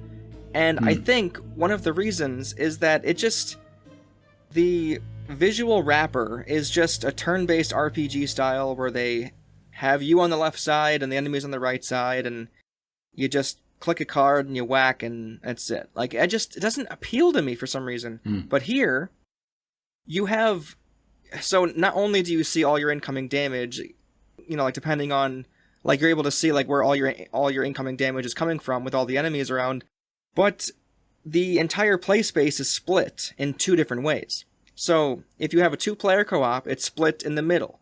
So you'll have the enemies that you chose to bring with you, and then the other person has the enemies, you know, that they happen to choose as well. And, you know, so usually it's like half and half that way, like left and right. If you have a 3-player co-op, it's split like almost like into thirds, essentially. So you have like a pie slice each. And of course, enemies can, like, you know, are able, like, to move around and stuff. They aren't just going to target you. But what's really cool is that there's also an exterior and an interior. So there, if you can see on the trailer, there's like a little, like, circle around your guys. So certain cards are really good at long range. Certain cards are really good when they're up close. Certain cards can, you know, hit like one in close range, one in long range. Certain enemies can only attack in long range or short range. Certain cards can move enemies around. So, for example, this happens quite often. If you, say, are in the last boss fight, and he can only attack, you know, when he's close or something like that, and you have a card that can move him to the far range, you just avoided all that damage. So, as you can see, you kind of get to play with the play space, which is what I look for in these games a lot, which is why I liked, you know, like Midnight Suns so much. So, in a way, I think that's what elevates it above Slay the Spire for me, is just, I really like being able to see all the incoming damage and play with the enemies and, like, the play space and stuff like that. And, my goodness, I played this game so much with my friend. We got addicted to it. We're still playing it. I have over 100 hours into this thing. I've hidden this game. I mean, if you've seen me on Steam, you've probably seen me playing it, but this is the game, Dave, I was hiding from you. I'm like, I want this to be a surprise, because it's so out there, and I have it at number 2. Again, 100 hours into it. We play it, like, at least twice a week, if not 3 times. At one point, we were doing it every night. We were addicted. And, you know, it has, like, the roguelite element thing where you can, like, after a while, you're able, like, to choose, in this game, it's called a Torment, where you add on, and, like, it makes the runs harder, you know? And, right now, we're on Torment. We just beat Torment 14, and now we're going to go on to Torment 15. There's only a max of 20, so we're working hard. We're really trying to get through all 20, because it's getting hard it's getting harder every single time we go up, but it's so much fun. We really like it. All the classes that they have in the game they have a few different, like, builds you can hopefully, like, look into, you know, depending on if you get the right, you know, like, card at the right time or the right upgrade at the right time. All the classes play extremely, like, distinctly in their own right anyway, so there's a good, like, 12 to 15 play styles, you know, depending on what you're going with, and certain classes, like, synergize better than others, certain cards synergize better than others, so there's just a whole lot of variety to it, and the roguelite nature is totally helping us, because we just, again, we're still having fun 100 hours in, and that's not a common thing with me and, absolutely, like, you know, online multiplayer games like this, especially not, you know, this is a turn-based game, you know, and that's not usually my vibe. Well, from the trailer, I think, the visual, it looks fantastic.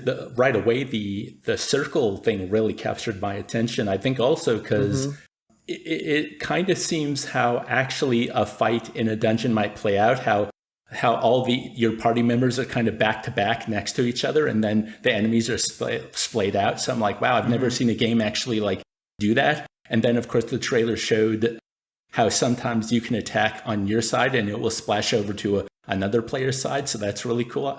Like, this is one of those Dork on the opposite end, because I'm watching the trailer and I'm just going, oh, I got to check this out. Yeah, it's really cool. Yeah, I totally agree with Dave. This is it. Sick. Yeah, this it's like the whole, like, paper mache, like, visual style, or I guess origami. How would you describe that? It's for sure paper. Yeah, paper craft probably. Yeah, perhaps that. So, if you guys have heard of the game called Book of Demons, no, no, you haven't. So, Book of Demons came out in 2018, and it was like a lighter ARPG. So, like, imagine like a Diablo, where like you're dungeon crawling, but like the two main gimmicks were you're on like a defined path. You can basically get through the whole game just by using a left click, and you could choose how long you wanted each run to be. So you could make it like, oh, I only have time for like 18 minutes today. You could make an 18-minute run, and you could like stretch it, and you know, it was almost like an accordion. You could choose exactly how long you wanted to run. It was really cool. And this developer has this like goal called Return to Games. I don't know. It seems really ambitious. They're like, we have 9 games coming out where like we're gonna try to like build off of like our old like classic PC favorites of the past. And obviously they did like Diablo with Book of Demons, and they're supposedly like working on Book of Aliens, which looks to be like an XCOM like. So I'm so fucking I'm psyched for that. But they also just kind of got distracted. I think this was supposed to be like DLC for Book of Demons, and they're just like, this is just too cool. So let's just make it its own game. And that's what this is. This is Hellcard, and it's fucking great, and I fucking love it. And it's number 2 on my list. And guess what? What's the highest game on the list? It is Estrabot. What's the second highest game? Helldivers 2. Put it above Helldivers 2. Damn. Okay, well, Drew, it is time for your number 2. Yeah, so my number 2 pick is, if I can even fucking pronounce this, Metaphor Refantasio or Fantasio or however the fuck you're supposed to pronounce that bullshit. I don't even care. Can I just step in, because that was a running joke that wasn't actually a joke, that any time we were discussing that game, not only with you two, but even other friends, I'm like, what is this game called again? The name of the game could never just settle in my mind.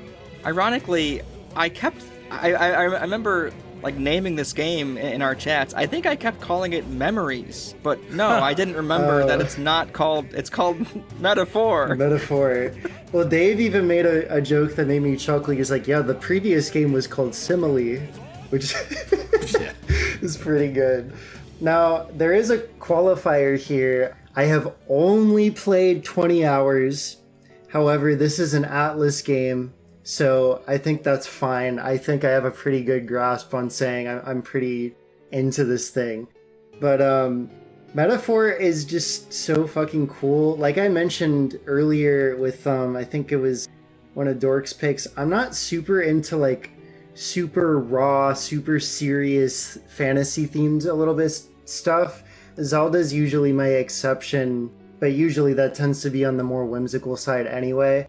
But what I really like about this game's fantasy world is that there's a big meta element to the narrative. It's established very early on. The main character has this like religious text that he'll read with the characters, and it kind of describes in contrast to this very downtrodden, depressing fantasy world, describes our modern world with less discrimination, with like modern practices, no like caste system, that sort of thing. And another interesting meta element is that the bigger, more fierce monsters you encounter that are like really, really dangerous are referred to as humans. So I'm really excited to see where the narrative goes still. In addition, I'm also interested in the main plot of the game, and I think it is hitting really hard, releasing in October of 2024, with the main narrative following a democratic race for the throne to prevent malevolent forces taking hold. I think that's hitting really hard for a lot of people right now. I'm shocked at like how relevant the framing device is.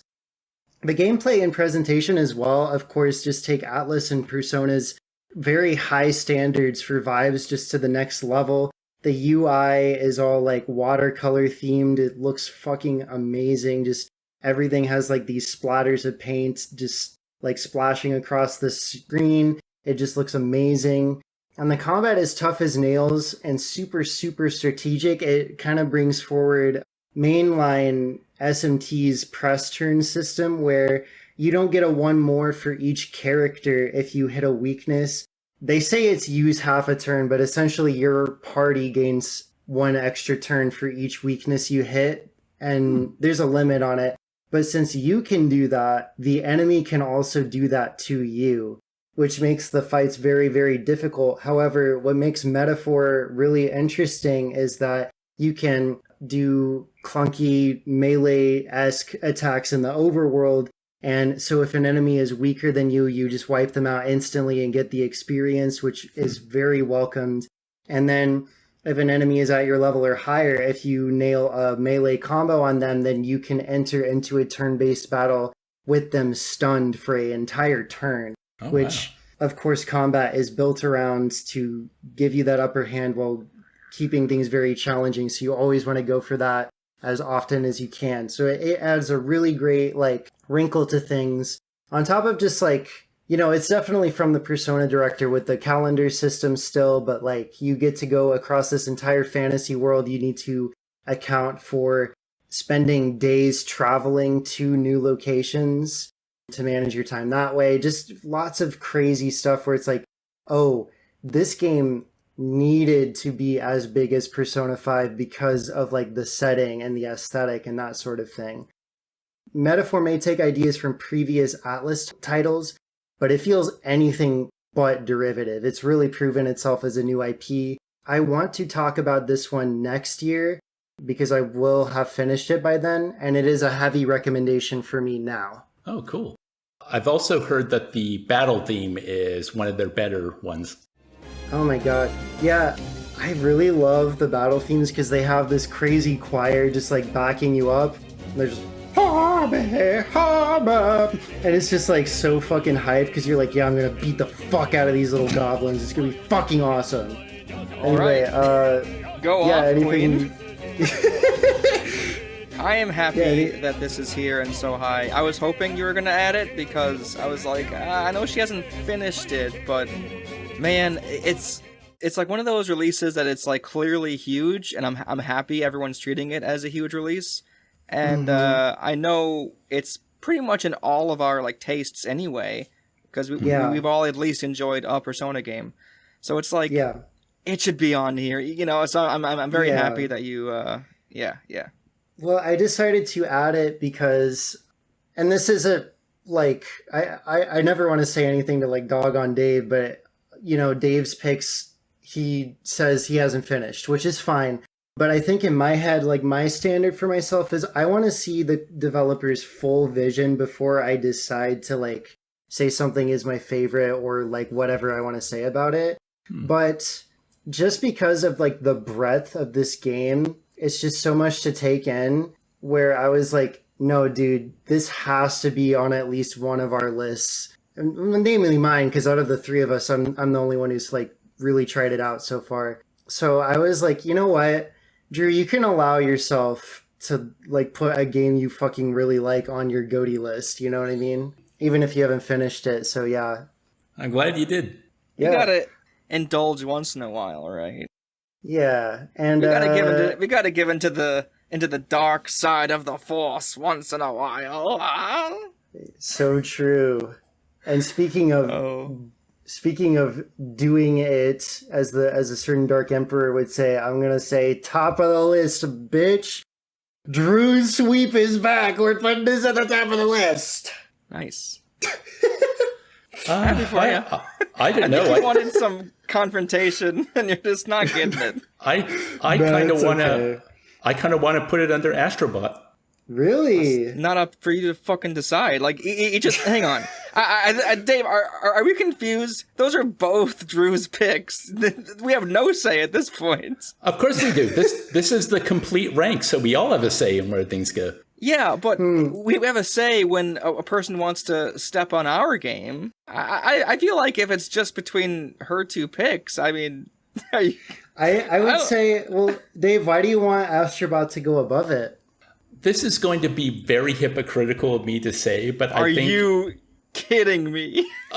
Yeah, but let me explain myself. And I'm 50% joking here.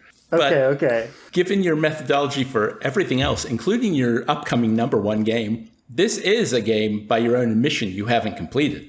Oh, see, that's a good argument. And because true. If once I reach credits, it's very possible I might, go. I guess if I have to compare the two of them, I might like Astrobot better, But I guess that's tricky. It's a horse apiece at this point. Yeah, that's true. Listen. They're each Drew's picks. I don't honestly. Who cares where they go for me? So they're each going to be at the top. I know how this list is going to shake out. Well, not a big deal. Yeah, that's true. But you know what, Dave? I think that's a really excellent point. So I think I'll actually give that one to you because it's quite possible I might like Astrobot better on the whole, and I don't want to make any rash decisions I might regret. So I will give that one to you. Drew does love holes. I do be loving a good hole every now and again. Haha, my influence is paying off. I'm probably not going to have any one of my games in like the top of this list, but I'm going to influence it nonetheless. I love how you fought for the game that you're like, I ain't gonna buy into this hype cycle. Fuck off. I ain't paying full price for this shit. But it does deserve to go higher though, Drew. What can I say? I am an enigma that contains multitudes. True. You are an enigma that contains multiple Davidtudes. Like, what the fuck, man? Davidtude, yo! And I'm an enigma that contains multiple Magna Druids. Anyway, so now that that's out of the way, Dave, can you get on with your number 2? Can you please end this farce now? Okay, well, my number 2 is Nobody Wants to Die. Now, kind of an obvious title. Okay, so there are 2 big things going for this game, maybe 3. First is, I love detective fiction, and I love cyberpunk detective fiction. Like, my favorite movie is The Maltese Falcon. I love the Tex Murphy games. I love Blade Runner. The Dresden Files is one of my favorite, like, fantasy slash... Yeah, it's mainly a fantasy series. And that whole detective noir, hard-boiled, grizzled guy who looks into something benign and then it turns out that this huge conspiracy is happening and it just wrecks them as they try and solve it / stop whatever is going to happen. I love that shit, and this is a game set in like a future where it's funny, the game introduces it like with a Fallout style cartoon. So basically, at some point in the past, we created the ability to transfer our consciousness to new bodies. So what has happened is that all the rich and powerful basically live forever, and now there are laws on the books where all young people have to look after their body. They have to eat right, they have to exercise, they have to get enough sleep, and if they have any infraction, if they go against the law, basically their body gets auctioned off. So it's one of these dystopian futures. The game starts then with you kind of watching this in a drive-in movie theater. You open the door, you're basically thousands of feet above Manhattan. There's just cars and buildings everywhere. It's a spectacular visual. You're off the force because you had an accident and you're taking pills for it, and your character is hallucinating their ex-wife there, talking to them, when suddenly the chief calls you up and goes, hey, there's a job that I need you to go after off the books. I'm giving you like a plucky young sidekick who wants to, fly up the ranks. So don't do anything stupid, but I need you to go to this address and I need you to retrieve the Icarite, which is the substance that you use to transfer consciousness. And it all has to be done completely secretly. So you go there, and it happens to be in the penthouse of like the richest part of the city. And the person that's dead is the politician who basically invented the technology to transfer souls. And it's an apparent suicide, but you look into it and, oh no, someone's actually fried their Icarite. They are dead. And then basically the first hour is you have all these detective like technologies that you can use to reconstruct the scene. You can like go back in time and see how everything played out. And it's a very kind of mini game kind of thing, where you got to hold the triggers at the right time, and then you got to follow the trail. And it can be a bit gimmicky, but it's really cool. You can explore the whole space, and your main character will banter with the lady at headquarters who's your partner, and you can kind of talk because this is a rich person who's filled their house with like all these relics from the past. So you get to talk about that. And you can find out that he had a wife who didn't want to live again. So she didn't want to transfer her consciousness. So she chose to actually have a real death. And after that, he put in the legislation that you can no longer choose to die on your own. So the game has quite pointed satire at basically how fucked the wealthy and powerful are. It feels very contemporary. Like the tone of the game, it kind of feels like, oh yeah, if we discover this technology in 10 years, in 100 years, this is exactly how it's going to be. You know, it's very cynical. Your character is that hard-boiled detective who, you know, doesn't play by the rules. They got thrown off the force for some reason that I don't know right now.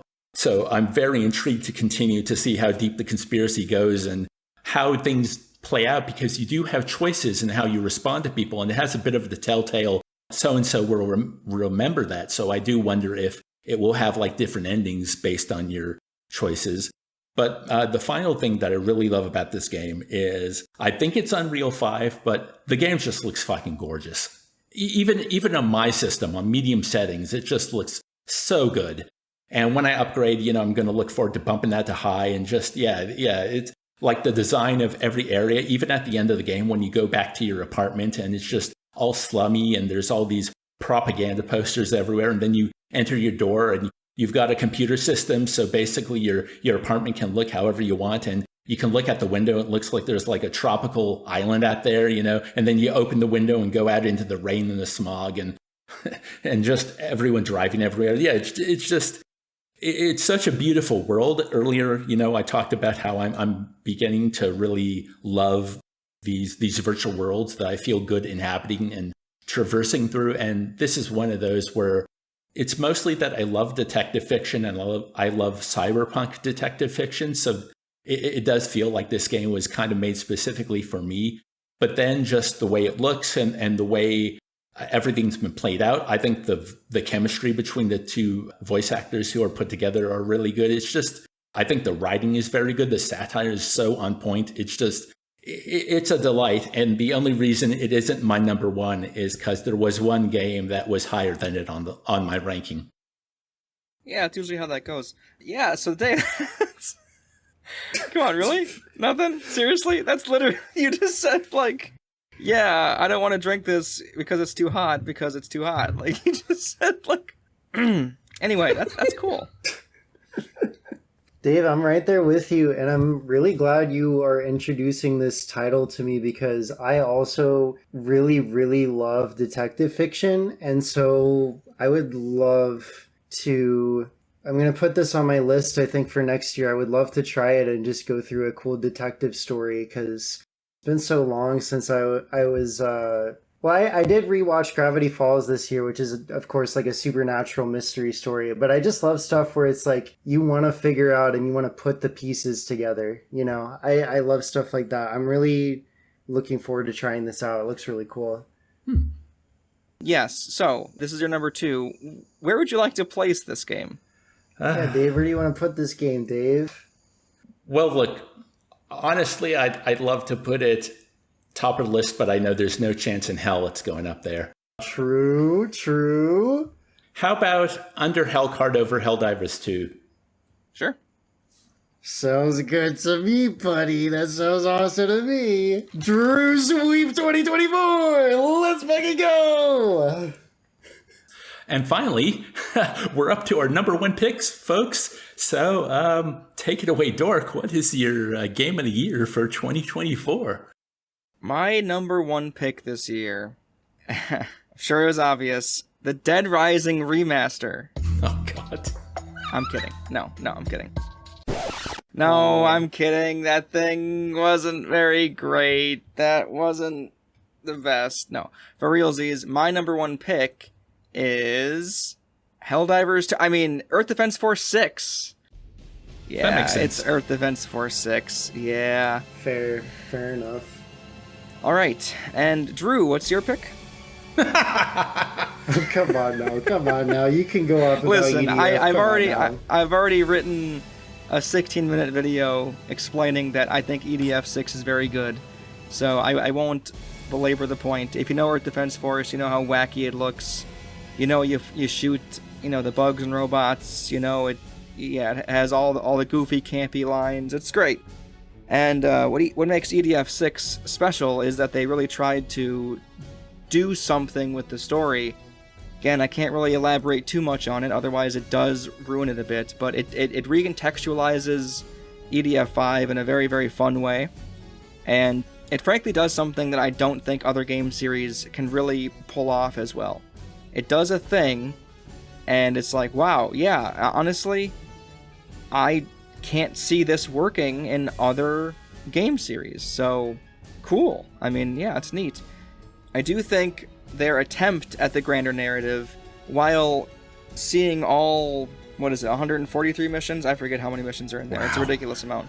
Seeing all of them stretched out, I can see their vision, and everything it looks properly paced when looking at it from afar.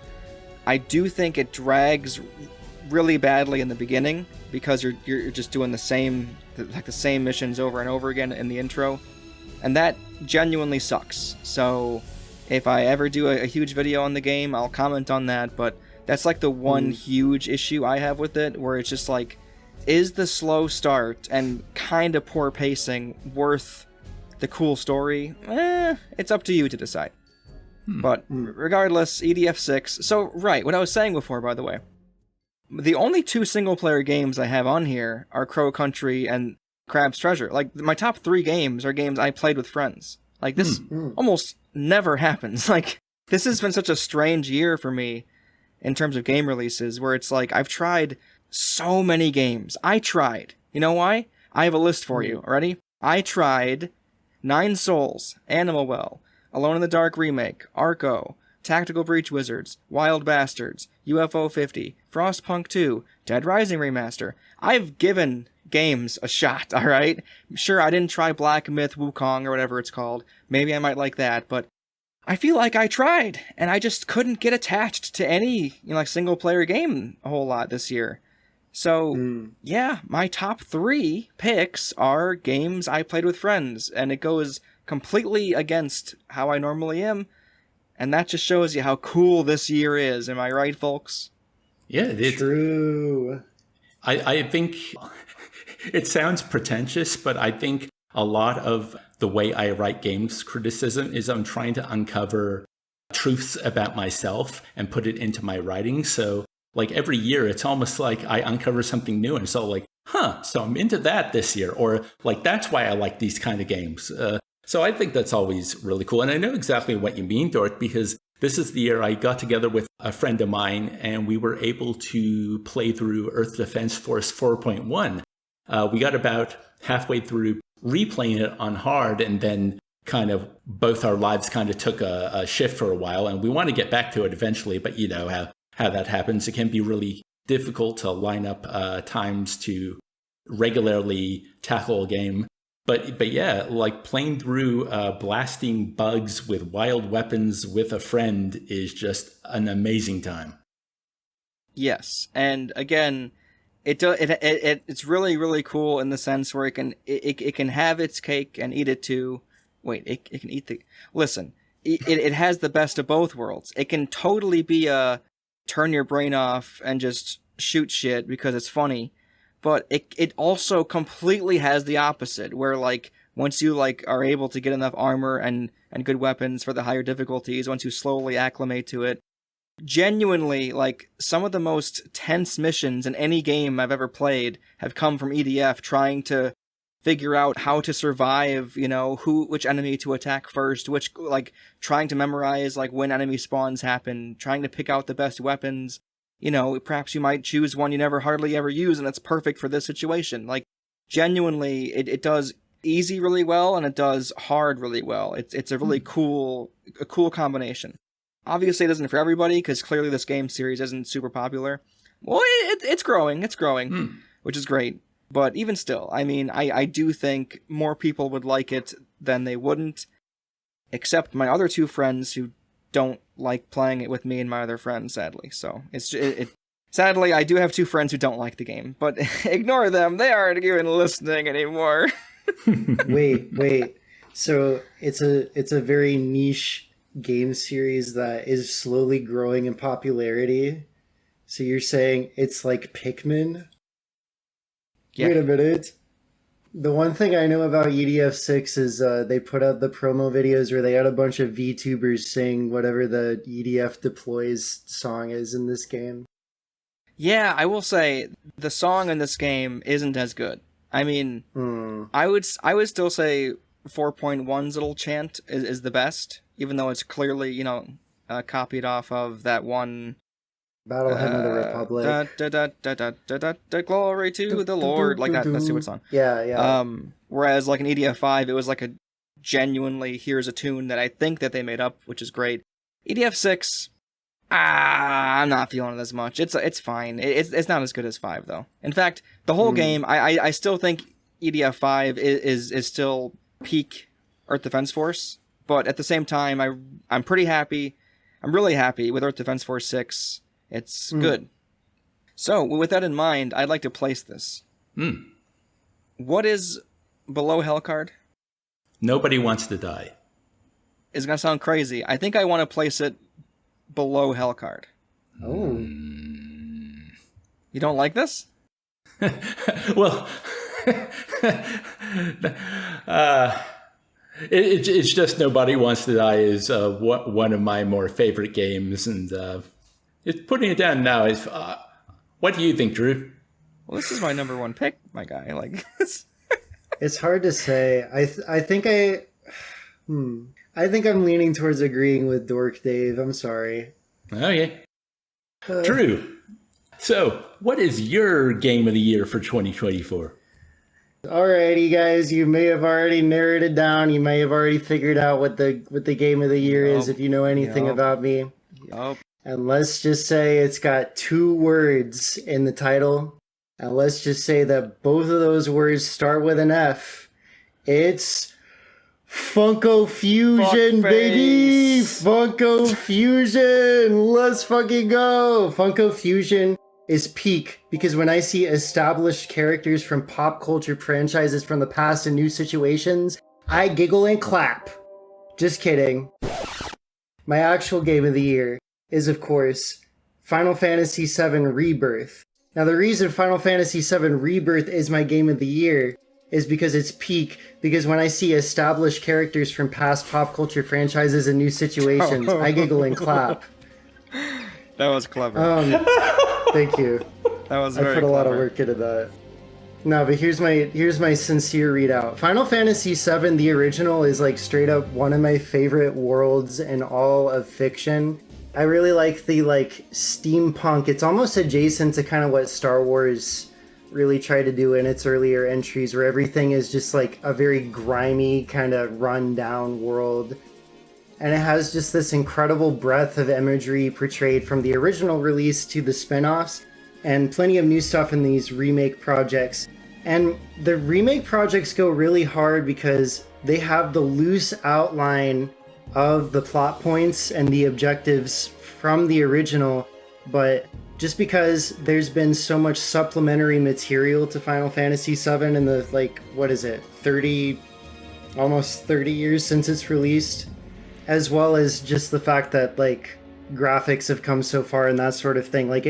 The world of Final Fantasy VII as of the remakes really feels like a pretty loose artistic canvas for the current team to really work on. It's really interesting.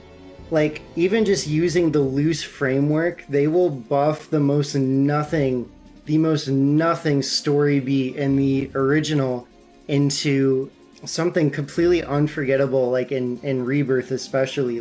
For example, Dave, you like Final Fantasy VII.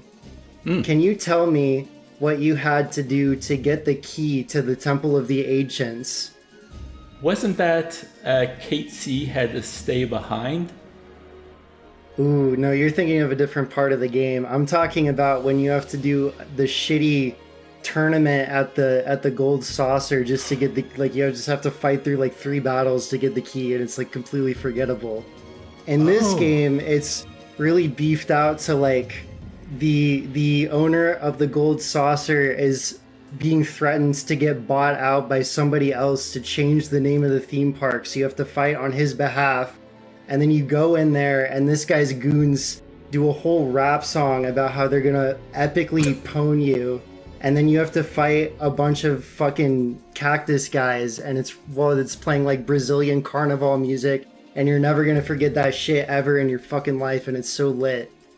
Something I also really, really love is how they applied the open world format while they also kept the structure of the original and the exciting linear set pieces carrying on from the first entry remake.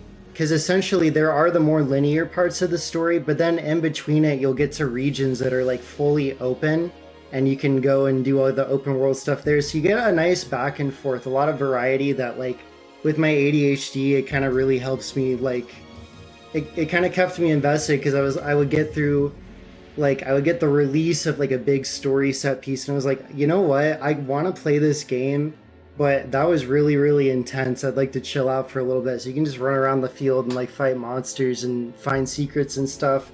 Really, really enjoyable. And then whenever I'm done with that, I can just go like back into the craziest fucking cinematic roller coaster ever and awesome fights. Because the combat is just as awesome as it was in Remake here, except now you get like full-time, you know, the characters that join your party in this part of the game, which includes Yuffie, who's probably my favorite of the cast. Like, she's just so adorable. The truth is, I could gush about this game for like, if we got on a call at like, if we did a 9 to 5 Discord call where I just got to talk about Final Fantasy VII Rebirth, I could literally fucking do that, and I could not run out of like positive things to say. So I think just by the metric that I can say that with confidence, it kind of has to be my game of the year. Yeah, and I think also something else I would like to say is just like, at a certain point, I think I could recommend it to both of you to an extent because of how it approaches adapting the original's fully turn-based combat, which uses the ATB gauge in a new way. It takes a lot of getting used to, but I really like the more action approach to combat and just like organizing my party members to be able to take on different situations. And obviously, of course, Dave, you really like the original as well. And if you're open to a very different take on the same story, then like I think you'll really, really jive with both, especially this, because it's definitely better than Remake, but Remake is pretty good, even though it's still very linear. I love my time with Remake too. Well, you recommended that I give it a proper go. I did give it like a little try a couple years ago, and I had some reservations about it, so I didn't continue. But you know, I've got a subscription to PS Plus, and it's one of the games that I can play. So it's been a plan for most of this year. Like when I make my next list of 10, I might put the remake on there. Perfect. Yeah, that would be awesome. And I think also with Rebirth specifically, or I guess it applies to both, but I think after Final Fantasy 15 and all of its mixed bag type glory, I think after that they really kind of got things a little bit more down pat for these 7 remake games, in terms of the combat for both, but also in terms of like the open world exploration. Like it feels so much more just full of like life and variety, I would say, in Rebirth. Yeah, so I would really recommend it, especially as a fan of the series. But even if you've never played like a Final Fantasy game before, I would really recommend both of these titles. Nope. That's fair. That's I'm fair. just kidding. I appreciate the recommendation, Drew. I know that comes from love of this game. You want to spread your joy to me and Dave. I can totally appreciate it. I'm glad this game came out, and I'm glad you liked it so much. Thank you. I really appreciate that. That being said, obviously, I'm going to want to put this above Astrobot, so we're going to send this one all the way up there. I don't know if I want 3 Drew games to be at the top of the list. I ain't fighting for any of mine, so Dave, you better work hard on this last pick of yours. Yeah. That's honestly, the only one you have to blame is you right here. Get ready. Okay. Well, Dave, I would love to ask you a question. Yes. What is your number 1 game of 2024? I really don't know what is funny anymore. I didn't think that was that funny. No, I'm laughing because of the pick. Just before I say what the game is, I want to explain that actually I think Nobody Wants to Die. I like that game a lot better than this game. But the way I rank my games is that when I'm done and I'm about to write about them, I ask myself, well, how many stars do I want to give this? And this game, my number one pick, I instantly said, oh, this is a 5-star game completely. Whereas everything else on my list has been a 4-star game. So this one came out ahead. But, now that I have to explain why it's on my list, I'm actually finding that difficult. But I won't tease you anymore. I'll try and explain why I felt it was like a 5-star game, even though now that I'm having to talk about it, I'm kind of trying to go into defense mode. But my game of the year for 2024 is Balatro. Now let me just sick. Yeah. Okay. I totally get that. That's on the game of the year. Yeah, dude. Yeah, Dave came out to play. Yeah. I think one of the reasons I just clicked with it immediately is before Australia banned online poker in 2017, I played a lot of Texas Hold'em online. I got swept up in like the poker boom in like the early 2010s. I can't remember how I got into it, but like it was everywhere, and I just dove headfirst into Hold'em for pretty much that whole decade. I like to think I got pretty good too, but I don't know. Once I couldn't play online anymore, I didn't really want to go, around to like casino circuits and that.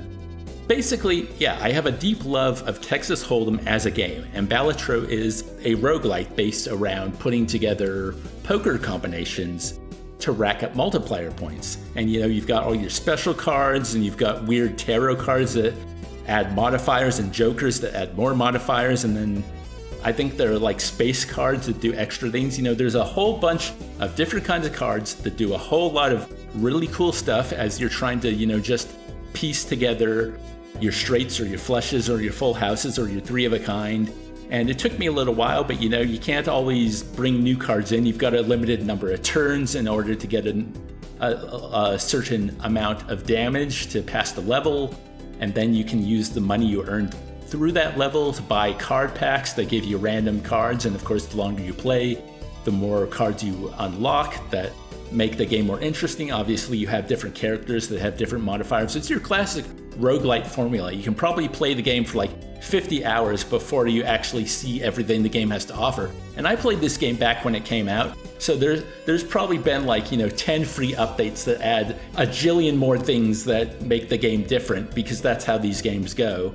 But just the act of playing the game itself, the friction, the way the cards like shift as you run your mouse over them and select them, the music that's backing, there's just like such a tactile, visceral feel, when you put together a hand and like the multiplier hits and it just decimates your opponent. It's just like, it's got that crunch and it's got that dopamine hit that I guess, like related to slot machines. It just feels so fucking good when you set up your moves and you just pull off a critical hit almost. Because also, yeah, this game has bosses as well, and it does really weird things to your cards. Like I think one of them was like, oh, well, you can't use spades in this match, or you can't use sevens. And it's like, okay, how do I work around this?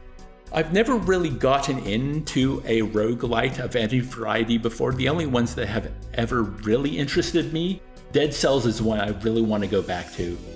And then, Vampire Survivors isn't really a roguelite, but it's got elements. I don't think that counts. And there was a brief period where I tried to play The Binding of Isaac for a while. But, like earlier when you were talking about Hellcard Dork, yeah, I tried Slay the Spire. That game did nothing for me. And similar games, like similar card battlers, have done nothing for me. So it is kind of ironic that this is a card collector /card battler roguelite that I absolutely fucking just loved. When I finished my hour with it, I'm like, oh god, I gotta get back to that as soon as possible. Now, I guess the reason I felt I needed to play defense is this is so unlike the games I usually gravitate towards. It's so unlike the rest of my list. It's not really inhabiting a world or being immersed in a story. just the act of selecting cards and putting together combos and buying packs and just the progression of the game just feels really good in a tactile way. So I guess it's got that going for it. But I guess I just second guess myself because like when I think of a game that embodies me, like Nobody Wants to Die is definitely that game. But Balatro was higher than it on the list. And I think maybe as I've been talking, I've re-taught myself why I like the game so much. And hopefully I've articulated it to both of you and everyone listening. But yeah, I guess, yeah, just because it's so outside my wheelhouse, I felt a little insecure about it. No, I think Balatro has really earned its reputation over this year. I probably would never personally get into it because for some reason, dude, can I tell you, I don't know if I've ever brought this up, but for some reason I can understand like the craziest, stupidest like RPG mechanics like ever. But for some reason, if somebody's trying to explain like a card game to me, like I will literally go fucking cross-eyed because I just cannot understand it for whatever reason. So I probably like would have a harder time getting into Balatro, but I can totally see the appeal. And just like also just the way that it's like kind of presented is just for like really enjoyable and charming. Like I can totally, if I was more into card games, I could totally see myself like playing a round or two like every day or something. Dave, I'd like to say one thing. You were saying how this isn't like any of the, the games you usually gravitate towards, anything in this list, all that. May I remind you, Dave, all right, on the 6th of December, for us Americans, I know how much Drew loves when I point out the date. That's how you know I'm getting serious. We're recording this on December 6th, 2024 at 10:17 p.m. Central Standard Time, so Drew. Objection. Dave, you picked Wooloop last year. Yeah, but that was my number 5. Dave, this is a game that is in the Game of the Year nominations. And you're worried about this over Wooloop? Yeah. All right, Your Honor, that's all I have. Drew, could you please... What is your verdict, Drew? Wooloop feels much more like a Dave game when I think about it. You're absolutely right in that it is purely mechanics-based and not even really mechanics-based. There's nothing to it except like wrapping yarn around pegs. But I don't know, it felt more in my wheelhouse. And Balatro feels, especially because Balatro is my game of the year, it's right up there. I don't know, it just feels so unlike everything else I've gravitated towards. And I guess that's what makes it special as well, because something that I normally wouldn't be that interested in made it all the way to the top of my list. Yeah, you surprised yourself. I think that's really, really cool. And I think that kind of deserves a spot, at least on your list, if not at number 1, just for that. I think this should be placed at, like, underneath Sonic. Where is Sonic? Pretty much at the bottom of the list. Come on now. No, I think Balatro, you could come up to the top 5. I think so. Honestly, maybe even higher than all of Drew's picks. Yeah, I think honestly Balatro could climb over an insanely narrative-driven and cinematic RPG. I think that's true. I wouldn't mind putting it under Astrobot. Metaphor? Come on now, Dave. Now, that's a bit ridiculous. You were just about to put it over everything. No, I was being silly. You can put it. You can put it under Metaphor. As far as I'm concerned, I was being silly. I was being just quite silly, frankly. But I really want to. Hang on. Yeah. I'm gonna fight for my boy Dave here, Drew. All right, Astrobot, right? And we have Balatro here, right? Right. I think it deserves above Astrobot. Come on now, but above Metaphor. Yeah. Wait, Astrobot's already above Metaphor. Oh yeah, that's a good point. Yeah, okay, yeah. You know what, Dave? You can come on up here. I've already had my time in the sun. It's time for the Dave sweep. It's time for the Dave sweep of the top 5. Basically, I just didn't want you to have all 3 top spots. That was my... I think that's reason. fair too. I think that does shake things up in a good way. I can appreciate that. Okay. So, what the heck does this list look like? Well, Yeah. I'm going to wait until the end of the podcast, like last time. Oh, The suspense. But it is an interesting list. Mm-hmm. yeah. I think it's now time to talk about some of the honorable mentions that didn't quite crack the list, right? Yeah. So how we did it last year was we started off with some, games that were from this year that didn't make it, and then we also throw in like a couple games or two that we just played this year and just liked. We just wanted to give them a shout out, right? And last year we kind of went all in, all at once, and we thought that was a bit too much from one person at a time. So I think this time we'll kind of go round robin again. That sounds fair? Good. I will start off here. So my 6th spot, and I know this sounds ridiculous, this is what I was kind of fighting with, is Marvel Rivals. This just came out yesterday. I just played it yesterday and today. It's a free Overwatch clone, like with the Marvel license. I've only played it for 2 days, and I'm like, I really like this. And I kind of wanted to put it into my top 5 only because, and here's what I kind of wanted to talk about.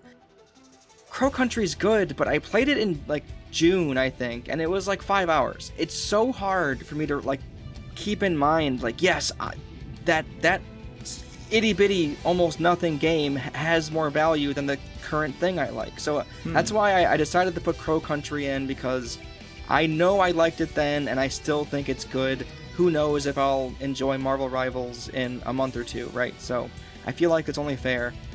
Also, the visuals on Marvel Rivals are really cool. However, Iron Fist seems so OP right now. Like, he just can just go ridiculous. It's crazy.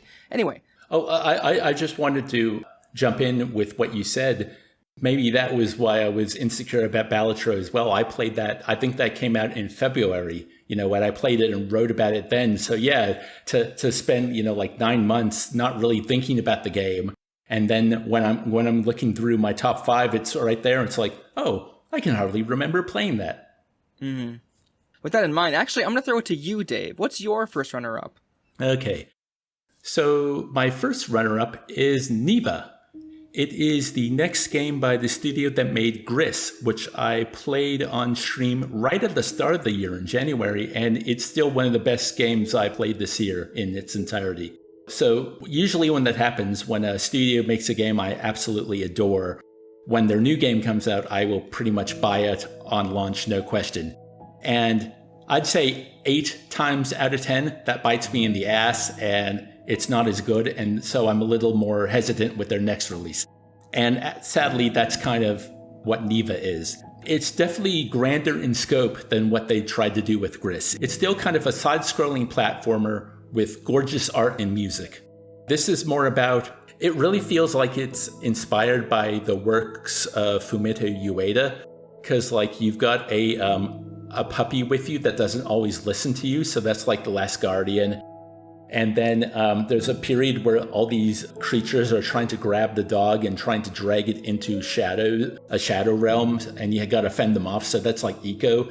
And then I didn't find any like giants that I had to climb, but in the second whole level, suddenly you were scaling like runes that were just hanging out in the middle of the air, so I'm like, I could definitely see that Shadow of the Colossus shows up somewhere. There's combat in this game. Gris didn't have combat. It's fairly simplistic. There is a really cool lead up to like the first boss, and the first boss was fun to play. And it's really cool that the levels are seasons of the year, so you get to see the characters grow and you get to see the landscape change. And as I mentioned before, like the art and music is phenomenal. But like Gris was so emotionally resonant, and with Neva, I was just waiting for it to do something that kind of sparked something in me, and so far it hasn't. Dave? Honestly, yeah, it sounds like it has combat. Fucking, I might like it more than Gris. Oh my god, Gris is so overrated. But I won't get into that, sorry. No, look, Gris is one of those games where when people go, oh, I can't stand it, I'm like, I understand. Yeah, you know what? Mature and nuanced here. That's post-game clarity. True. Now, we will throw this to Drew Doodle. What is your first runner-up? Yeah, my first runner-up is Persona 3 Reload. And the truth of the matter is, like, you know, it's a remake of Persona 3 that basically is also a sequel to Persona 5 in terms of gameplay. And obviously, you know, the UI is great, battle system is very fast-paced and very engaging throughout the whole thing. And then you get Persona 3's incredible story. I've experienced it like twice now because I played the Switch port of Portable last year, and then I played the remake this year. I still haven't gotten around to the DLC, which remakes the epilogue story that was released on Persona 3 FES, which was like their enhanced port back on the PS2 in like 2007, 2008, I think. I still haven't played that DLC, so I'm just talking about the main game here, but it's really gorgeous, although it does... I was talking about this with Dave and Dork earlier on the PS2, because Persona 3 is a very like grim, kind of depressing game, and the original games focus on more of a navy blue, a more minimalist UI, and kind of just the flatter colors that for whatever reason could be produced by the like PS2. Like what PS2 games just have like flatter colors overall, I feel like. And this game, just like without the technical limitations, like it doesn't feel as heavy. Like the depressing story is still there, and there's a lot of gripes people have had with how it presents certain like very pivotal scenes, but overall like it's a good remake, but it's just not the same. So that's why it kind of didn't quite make my list, because I was just kind of like, you know? Like, it's definitely great. I really, really love my time with it, and I can recommend it if you've never played a Persona game before. But if you are very familiar with the original, then you're probably just not going to like it. But I feel like that's also... Mega 10 fans are just very harsh on the games that they say they like. Drew, I'm happy for you. I know you didn't really like it as much as the original, but at the same time, it's... I know, I keep saying it, but another RPG for you.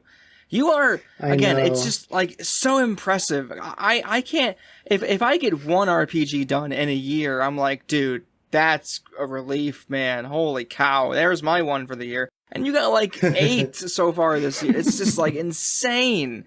So, absolutely, dude, I really kudos just to gravitate towards turn-based combat. I don't know what it is. That's great.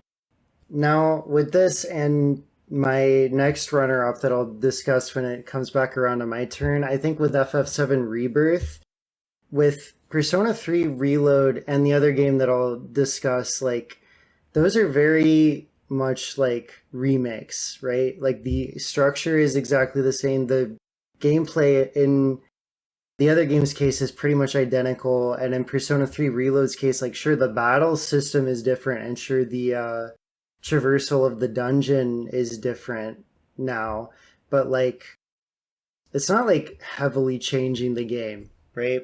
They just wanted to update Persona 3 because it really needed it. With FF7 Rebirth, it's like you go from this low poly PS1 RPG with MIDI instruments for the soundtrack and no voice acting to, and with a bird's eye view perspective, to a high fidelity, like over the camera, very much on the ground action turn-based hybrid system with full voice acting and like fucking dubstep and Brazilian carnival music with live performers in the soundtrack. It really is just like, it's changed to such a degree that like it hardly feel, outside of like the plot outline and like some character design aspects and stuff like that, it really does not feel anywhere close to the same game, you know? And in fact, even in the FF7 like remake trilogy's place, I wouldn't even say it replaces the original. Whereas with Persona 3 Reload and the other game I'll talk about, that clearly was the intent. So I think that was the main distinction for me. That's fair. And like you were also like saying, just this year had so many like remakes and like remasters. This isn't on my actual like run-up list, so I get a bit of, or I should say, I'm gonna have a little more time here because you guys talked about your stuff for a while. I will say, you know, we had so many remakes and remasters. So like me and Drew are currently playing through Silent Hill 2 remake. There was Alone in the Dark remake earlier this year. Of course, the Dead Rising fucking like remaster thing, which I have a whole video on. It's just like, it's kind of hard to, because there are already fewer big releases anyway. Obviously, ignoring all the indie games, a whole bunch of good indie games every year. That's great. I'm happy with that. But in terms of, there's already fewer big, like developer releases every year anyway, and now a bunch of them are kind of being like taken up by remakes. It's just like it's kind of sludging everything up a little bit. I won't lie. Yep. I think I still would agree. Yeah, it's just that, so this year, the specific big remakes happen to specifically cater to me. But there are other years where I'm just kind of like, even if there were titles where I'm kind of interested in, like this year, like you didn't even mention like the Clock Tower remake, and it's like, who gives a fuck about that? Like, damn. Oh yeah, the remaster of The Thing just came out on Steam, the 2002 Xbox game based on the movie. And there's also a remaster for Star Wars Dark Forces that I'm interested in playing too. So, and the two Suda 5-1 games, Lollipop Chainsaw and Shadows of the Damned, they got remasters. Remaster is a very kind. Remaster is a very kind thing to give Lollipop Chainsaw port repop garbage. Don't get me started on that. But yes. Well, here's the thing though. I'm more okay with like Alone in the Dark and Clock Tower, because people listen. As much as I like RE4 remake, right? As much as I like that game, it's just RE4 is one of the most idolized games, like revered games in history, and they're like, let's just make it again. I at least like respect when they try to choose a game that didn't get as much staying power. At least it gives a reason, to like, hey guys, like let's try to clean this up a little bit and see if we can get like another audience for it instead. It's just yeah.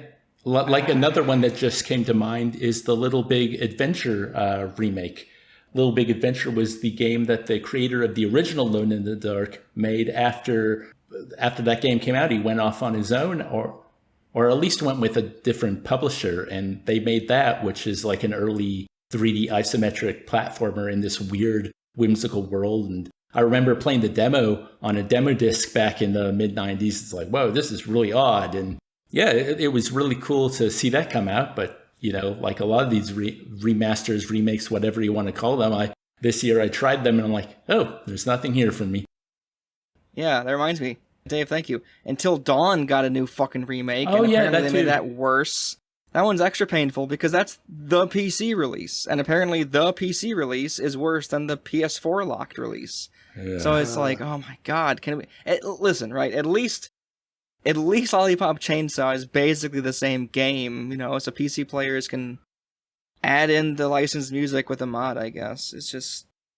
Well, let's not even get started with The Last of Us, right? Anyway. No. Right. So, my number 2 runner-up is Nordic Ashes. Nordic, not like you ain't got no dick, no, as in like Nordic, as in... Boy, when I try to be funny, it's rough sometimes.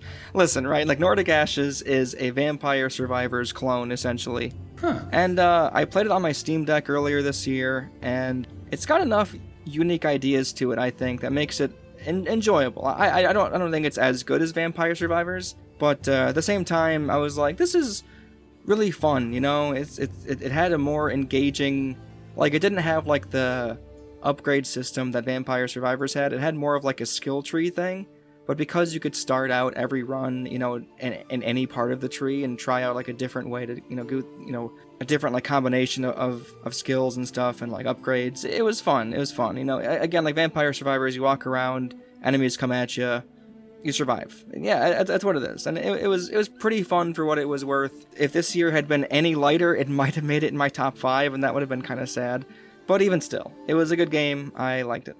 Hey. Okay, let's see. What's my next one? My next runner-up is Ete. It is a game about a painter traveling to Montreal, and it's first person, and the entire world is in black and white, and you have a mechanic where you can color in the areas you explore, and as you color in like chairs and tables and trees and animals and basically anything in the game, it gets added into your inspiration list. So when you have to start selling your paintings to furnish your bare apartment and just, to make money to live in this new city, it opens up a canvas and you can open your inspiration, and basically any of the models in the game, you can create artwork, putting them over each other. You can rotate them to look at them from any angle. And it's kind of funny because you start the game with one color. You get to pick one color on the color wheel, and then you get like multiple shades of that color. But like I chose green to start. So the only color I could like turn objects or the background was green. And then I had to create these paintings and name them. And then you go down to the cafe and you sell them. And then overnight they sell in an auction. And you go back in the morning and get money. And there's like, you find a furniture shop where you can buy furniture to furnish your apartment. There are like little side quests. I found a bike shop and they want to sell me a bike to get around town, but then I didn't have enough money, so I got to go paint more. But then I started exploring all the other areas like the park for more inspiration. And also there are pigments that are hidden everywhere. And if you collect enough pigments, you can unlock another color on the color wheel. So you have more colors to play with. So it's just a fun, like, little game of creating art and then existing in, like, a little town where you can sell your art and help people with their problems. And, the term is overused these days, but it does have a very cozy atmosphere. It's very laid back. The music's quite nice. It is really cool when you go into a new area and, like, you have to paint the door so you can open the door to the cafe and things like that, or paint the people at the stalls so you can buy from them. I just thought it was a fun little interesting indie game with a nice little mechanic that's very laid back and is about painting and making art. What was it called again? Ete, E-T-E. It's a French word that means summer, I believe. Yeah, okay, obviously it isn't at all like it, but I was like, at a certain point I was like, sounds like he's describing Eastshade. But no, yeah, that's just Well, that's originally what got me interested because of the painting thing. I'm like, oh, is this a new spin on what Eastshade did? And it is completely different, but I guess it's kind of that same laid back, explore and create art kind of vibe. Did you say cozy, bruh? I did. Cool. Drew, what is your next runner-up pick? Yeah, I want to talk for a couple minutes about the Paper Mario The Thousand Year Door remake. Rant alert. That one too. Oh my god, there's so many fucking remakes. I know, but I think this playthrough really affirmed for me that this truly is one of my favorite games of all time because, well, first of all, I was just excited about it being revealed because, Dork, you were there with me when this was revealed in a Nintendo Direct, and Dave, you saw my reaction as well. That was fun. Yeah. I lost my flipping gourd, to put it lightly. And obviously we'll talk about like how Mario RPGs fell the fuck off, and low-key this remake is kind of a breath of fresh air in the middle of all of that in the dedicated episode. Slight spoiler for PGC 2 years from now. But no, just next year. But this game is, I just really fucking love this game, and if you've never played it before, you really should. It's got a lot of situations where you're like, Nintendo let them do this? Or like, this is really cool, but like, I never in my wildest dreams would imagine a Mario game doing something like this. It's just insanely creative and really, really fun. Obviously, it's a Mario RPG. It's got the turn-based combat with real-time mini-games. Just insanely, insanely enjoyable. One of my biggest artistic inspirations, one of my favorite games ever. I'm really glad that it's available to a wider audience now because obviously it was easily going to outsell the GameCube original being on Switch just by virtue of being on Switch. So, yeah, great release this year. Okay, so you actually liked it as a remake. Yeah, I love the remake. Like, there are teeny tiny gripes that I have, but overall this just really gets the edge. And as far as gameplay goes, really the only drawback is that the GameCube version was 60 FPS while this version is 30, which like doesn't really change a whole lot. Once, like, when you've been playing the game for like an hour or whatever, you're like, yeah, whatever, I've adjusted. But the visuals are just better. I cannot believe the lighting in this game looks as good as it does. It's insane. And then the soundtrack has been completely redone to the fact that it's like 4 times as big on the Switch version. But also, if you don't like the redone music, you can spend 1 coin to get a collectible that you can just toggle the old music back on anyway. Huh. And then there are tiny adjustments to the localization, which, of course, it was a news story. There was a character that everyone knew for a long time, and the Japanese original was trans. And that was censored in the 2004 version, but now it's like more explicit, which just makes that part of the story stronger. And then other just small changes like that. But like, yeah, the remake is really, really good. Cool. Yeah. That's great. All right, Dork, what's your next runner up? Well, we've gotten to the part on my list where I no longer am talking about games that have come out this year. Oh, okay. Yeah, I'm already done with this year. I mean, sure, I could have put in the Mario vs. Donkey Kong remake. I did enjoy it, but I mean, how many more remakes are we going to talk about this year, dude? How many more remakes, man? Yeah. I could talk about Rivals of Ether too, but I just haven't played it enough, man. You know, no. Instead, I'm going to talk about a game that I really liked earlier this year that I played for the first time, and that's what got me and Dave into this mess. I played Far Cry 2, and it was amazing. So I tried Far Cry 1. I'm like, this kind of has some cool ideas, and I just couldn't get past a certain part, so I'm like, I guess I'll try with Far Cry 2. And yeah, Far Cry 2, really good, really good. 2008, what a banger year, apparently, for games. I also played GTA 4 this year. What a banger year for games. Far Cry 2, great stuff. I don't even want to get into specifics, because I might do like a video on it in the future, but it's good. It's good open world. The open world serves a function. It's not... It isn't like a big open world map that you're supposed to go hunt, like tick box checklist shit. No, there's a cool theme. There's a cool like story into it. I mean, it doesn't have a crazy narrative, but it's very tight game. It's very fun. I was very impressed with it. Yeah, Far Cry 2 rocks. I have a poster of it already in my room. I love it. Cool. And yes, it did start everything off, because Far Cry 3 and 4 did not meet Dork's expectations, considering how much he loves 2. No.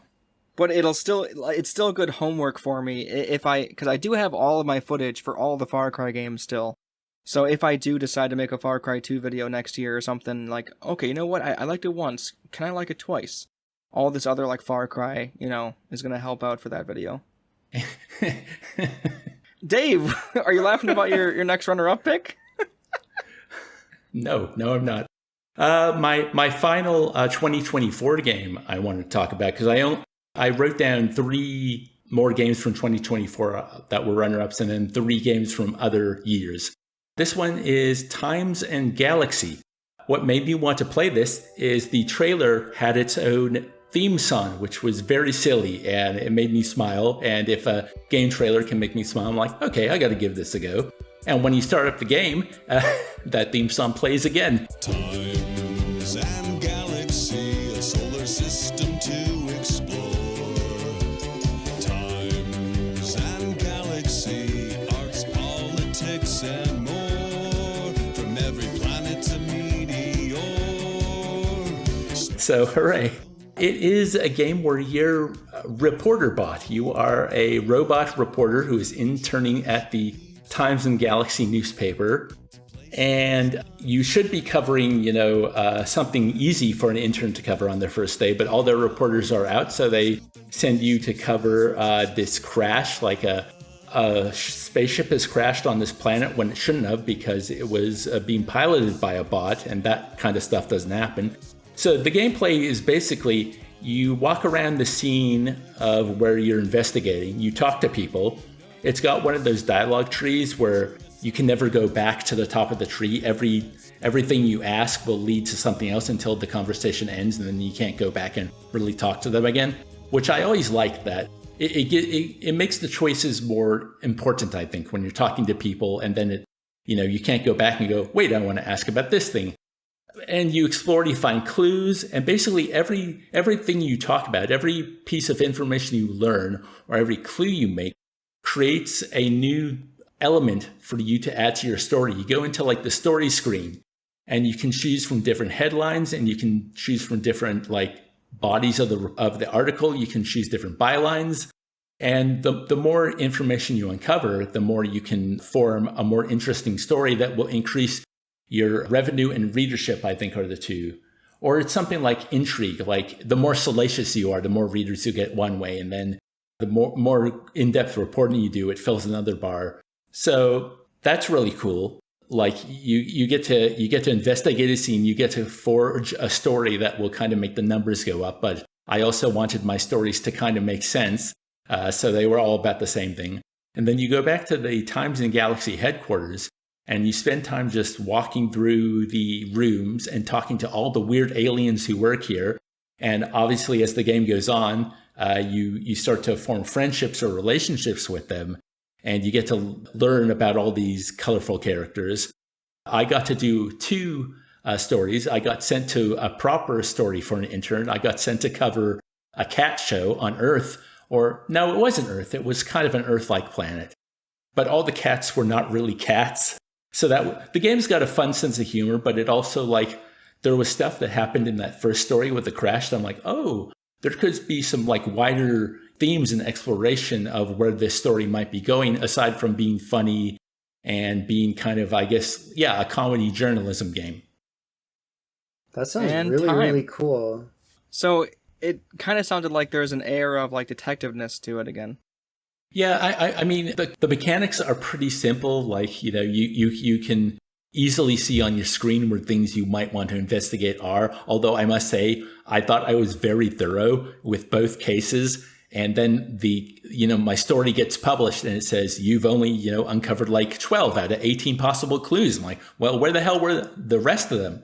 So I don't know how much more thorough I could be, or, what I was missing. But yeah, there is definitely, you can be as surface level or in depth as you like, I think. Neat. Cool. Drew, what is your third? Yeah, there's still a couple more 2024 games I'd like to talk about. Jeez. But they're you guys I know are doing great. I do want to shout out Penny's Big Breakaway, which is the first project for, I think they're going by Evening Star now, but it was the team that made Sonic Mania. This is their first independent game. They made a 3D platformer about a little jester who has a yo-yo. Story is pretty silly. The yo-yo comes alive and eats Emperor Eddie's, pantses Emperor Eddie in front of the whole kingdom. So he's really mad, and he sends his army of penguins to arrest you, and so you're on the run. So throughout the game, you can use your yo-yo to gain momentum, because basically the idea is it's still a momentum-based platformer, but Penny is really slow. So you chuck your yo-yo out, and you can ride it, or you can use it to spin to get a big jump. But the main move is you jump up and you toss the yo-yo down to ride it, so you can just fly down slopes and stuff. And it's just a really interesting game with really interesting movement. And then they got T-Lopes back to do the soundtrack again, so it's just fucking amazing. Please listen to the soundtrack to this game. It's got a really weird 60s influence to it. It's really interesting. And it's a really cute looking game. So I don't know, it's not the best game ever, but it's cute. I'm very proud of this team. I hope they make a sequel, or I'm excited to see whatever their next project ends up being. But yeah, that's my next game. What about you, nice. Dork? Oh, mine is again not from this year. I was able to finally break through and get into Dishonored, the first game. I've tried on a few occasions. It's it's obviously very well regarded, but I think both Dave and I have tried this game on quite a few occasions and just didn't click with it. And this time I was able to click with it, and it clicked really hard. This is now one of my favorite games. It is so good. I love the immersive sim qualities where you can just, here's a problem, how are you going to do it, I absolutely love the blink ability where it makes you see your whole environment differently. An air vent. Yeah, air vents in Dishonored are a big fucking deal, alright? Or I should say, an AC vent or whatever. Because, there's no AC at that time. Because you can you can use it to get into high vantage point. It's a huge deal, man. So it's really fun. Also, like the choices, you can do everything like non-lethally and everything lethally. It's really cool because you just have a whole bunch of like assassination targets essentially, and it is it isn't open world, and you could call it like linear if you wanted to, but it's open level design, right? You can approach things in different ways, but I think this is what I would think of, where it's like, we don't need open world games all the fucking time. Just have levels in a row and have them be like this, where it's open level design. Like that's, I feel like that's like the winning formula here. Yeah, this was really good. I gave it the same rating as I gave Far Cry 2, 4.25 out of 5, and that's really high for me. So yeah, that means is in my upper echelons of games of all time. It's really good. Nice. I'm glad it clicked with you. I think I've attempted it 3 times and still nothing. Well, that's because you're a broken man. That's all right. So, Dave, what is your... My gosh, I'm just just please put some booze in or something. No one's biting on any of this shit. Fuck you guys. You know what? Fuck you guys, all right? I hate you. Did you talk about this before the podcast? We're just going to totally give Dork the cold shoulder. Dude, what are you just getting ignore so him. upset? Dude, chill out. I was just leaning away from the mic to breathe, dude. Yeah, All right. Anyway, Dave, what do you got? Okay. Well, we're into games that are not from this year that I wanted to just talk about briefly. The first on that list is Scorn. I think it's from 2022 or 2021. It looks like a world you're inhabiting that's been crafted out of H.R. Geiger drawings. It's a body horror game. It doesn't have much exposition at all. It's like you play around with things and stuff happens, and you have to kind of mutilate your own body to access certain areas. And then the first big puzzle of the game is like opening a door, but you have to like use another creature to do it. And what happens to the creature is really horrifying. But one thing, it's a game that I never thought I would actually enjoy. But I watched a video on it by Pim's Crypt, and after they made their case, I'm like, oh, this actually sounds really interesting. And the game was on sale, so I bought it. And yeah, I just kind of fell in love with it's one of the few games where, like, I swear every new room I was just stopping to just look at it. There's that saying, like, oh, every image is like a painting, and it was kind of like that for Scorn. But what made it even more impressive was then when I was starting to move through these areas, it was like, oh my God, this is unlike anything I've ever experienced in a video game. And I'm kind of trepidatious about it because I know the game does introduce combat a little later on, and most folks are not happy about the combat. And I can see why, because just actually exploring these spaces and having to deal with the really fucked up puzzles is almost enough. But who knows, maybe the combat will work for me, maybe it won't. But despite this game being one of those where I thought, no way is this for me, I'm really excited to go back and experience the whole thing. Nice. It looked spooky, and everyone was all upset about it because they're gaming tourists, if you ask me. Anyway, Drew, what do you got another 2024 game to talk to us about? Yeah. I almost forgot don't tell about me it it's too. about Peach. No, it actually isn't. I completely fucking forgot about that until just now.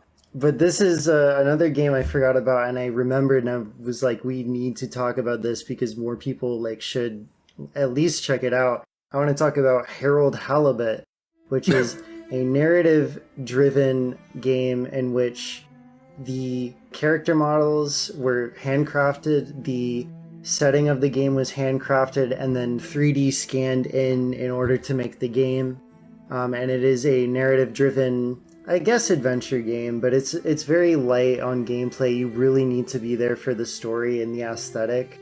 It's got a retro-futuristic thing going on where you play as a assistant to the professor on a submerged spaceship, a spaceship that took off in the 50s or whatever, and crash landed in an alien ocean, and people have been living there for like a couple generations now. So basically you do odd jobs while the story kind of progresses around you, and it is a little boring in that way, but I got to the ending and I was like, wait, I'm like kind of getting really hit in the emotions really fucking hard, because the game plays his cards pretty close to his chest. If you like stop motion movies that have very charming visuals and kind of just simple storytelling, but it doesn't have like any fluff, I think Harold Halibut, I think it's worth checking out. It's not perfect, but it's a very, very cute little game. Yeah, I tried that when it came out on Game Pass, and I guess you said it can be boring, and that's kind of why I didn't click with it. Mm-hmm. It just felt very dry to me, which is ironic since now I know it takes place under like an ocean, but you know. Yeah. Sorry, Dave. You don't laugh at my jokes. I don't laugh at your jokes. Sorry. That's cool. It takes its time, like going where it needs to go. So it was a very good. I describe this in conversations a lot. It was a very good TV dinner game, which I think as I get older, I'm coming to appreciate more and more. You know, like if I need to walk from conversation to conversation, and then the conversation is like happening, then I can just sit there and I can eat my fucking Burger King and I can still be playing a game, and it's kind of nice. Now, That's that being great. said, Dork, what's next on your flipping list? See, this is where we get to... this one doesn't actually count, because I want to talk about something else. No, like real quick, I have to mention, right? I did try Nine Souls. Everyone seems to like it. It looks gorgeous. I just had a hard time with the difficulty, and I just didn't really want to keep going with it. So I have to... It's very cool lore. Looks great. Anyway. Yeah. I couldn't get to grips with the parry mechanic. Here's the part that's fun, because I get to transition into almost like a different kind of topic that me and Drew were interested in talking about too. Because my last honorable mention, well, I guess it doesn't really count for this. You get it. Came from last year. So, you know, me and Drew have played a few games, you know, that have come out last year that were kind of like, dude, oh man, this game is pretty sick. We should talk about it on the podcast. I played the Dead Space remake, and I really, really liked it. I also gave it a 4.25. I was blown away. Well, I wasn't blown away. I knew I liked Dead Space, right? But it was still like, wow, this is really good. I think the decision to make Isaac talk, oh my god, like the voice actor for Isaac is so goddamn good in that game. Like, I almost want to say his voice acting, like, elevates it a whole level, like an entire. It's incredible. Sure, the other side characters are kind of hit and miss, but Isaac himself is really good. The gameplay is still great. I think this is one of the cases where I think the enhanced visuals actually makes the horror better too. Overall, really had a good time with Dead Space remake. I think I probably wouldn't have put it in my top 5 of last year, but something else I'll talk about soon probably would have been. So I'll wait till we get to that later though. Does anybody else have any honorable mentions? Yeah, I've got 2. Yeah, I have 3 more. Jeez. Wow. Okay. Well, the next one is a PS4 game called Bound.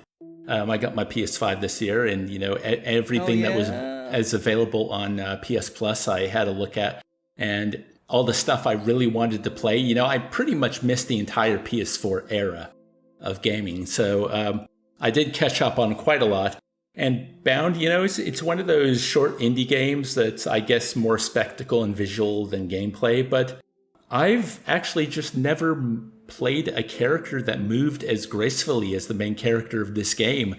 She's a dancer, and you do have like a dance button that you can hold it down and press other buttons and kind of just gracefully move through the landscape. And I think it's the gracefulness of the movement combined with, they're obviously doing a lot of showing off with particle effects. Like the background is basically all these geometric shapes that are morphing, and they're kind of like waves underneath a tarp. You know, they're constantly moving and shifting, and sometimes bits break apart and they scatter.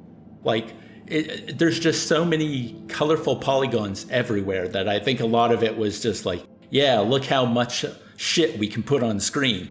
But it's just like visually and with the music and the way the game escalates with what it wants to do with its mechanics. It's also a story about trauma. I make a joke in my upcoming 2024 video about how why does every like big indie game in the last 15 years have to do with trauma? And then I try and qualify that statement because I understand why, but it's just something I've noticed the more and more of these games I play. You know, there's always something wrong lurking underneath the surface. But yeah, it's just visually gorgeous. So far, it's affected me. I like moving through the world, which is a theme I brought up many times so far this podcast. And just, I think it's the movement themselves and just the audacity of pushing the visuals and performance of obviously this new piece of hardware. Hell yeah, hell yeah. I really liked Bound when I played it. It was Bound and Abzu were two games that were pretty short that I returned to on my PS4 like one day. I didn't know what to play in 2016, so I was like, I'll replay these two again. And yeah, I'm a huge like mechanics guy, but yeah, I liked Bound. I just liked how the character moved, and I liked all the shit around you. It was fun. Drew. Yeah, my last game from last year, like Dork said, we finally got around to some titles from last year, and we're like, wait, this is like peak. I played Hi-Fi Rush, and what really struck me about finally getting to play it was, I remember when in 2018 I went to go see Into the Spider-Verse in theaters, right? And it's like, wow, this is, I mean, not only do I want more animated movies like this, when do I get to play a game that looks and feels like this? And Hi-Fi Rush is kind of finally the answer to that. And of course, I'm a big music nut, and I also really love how they use the bombastic Saturday morning cartoon look and writing to also kind of have these, you know, people that work in the industry kind of write a satire of the types of people that make the industry a living hell to work in. I am, of course, I'm working on a very, very long video about it because I'm shocked. Like, there's only one video I know of that kind of really discusses that, besides the one I'm working on, and that one is literally Nebula exclusive. So I am working on one that I will hopefully release on the game's second anniversary in January, because it was shadow dropped, and fuck you, it's January. And so hopefully you guys get to hear more of my thoughts soon, but I just like love Hi-Fi Rush. It's easily one of my favorite games of all time now. Don't feel too bad about dropping a game that you're making a video on in this discussion, because I ended last year's by talking about Disco Elysium. That's right.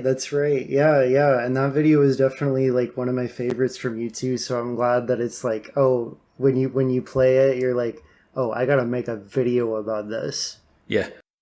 What's your last honorable mention, Dave?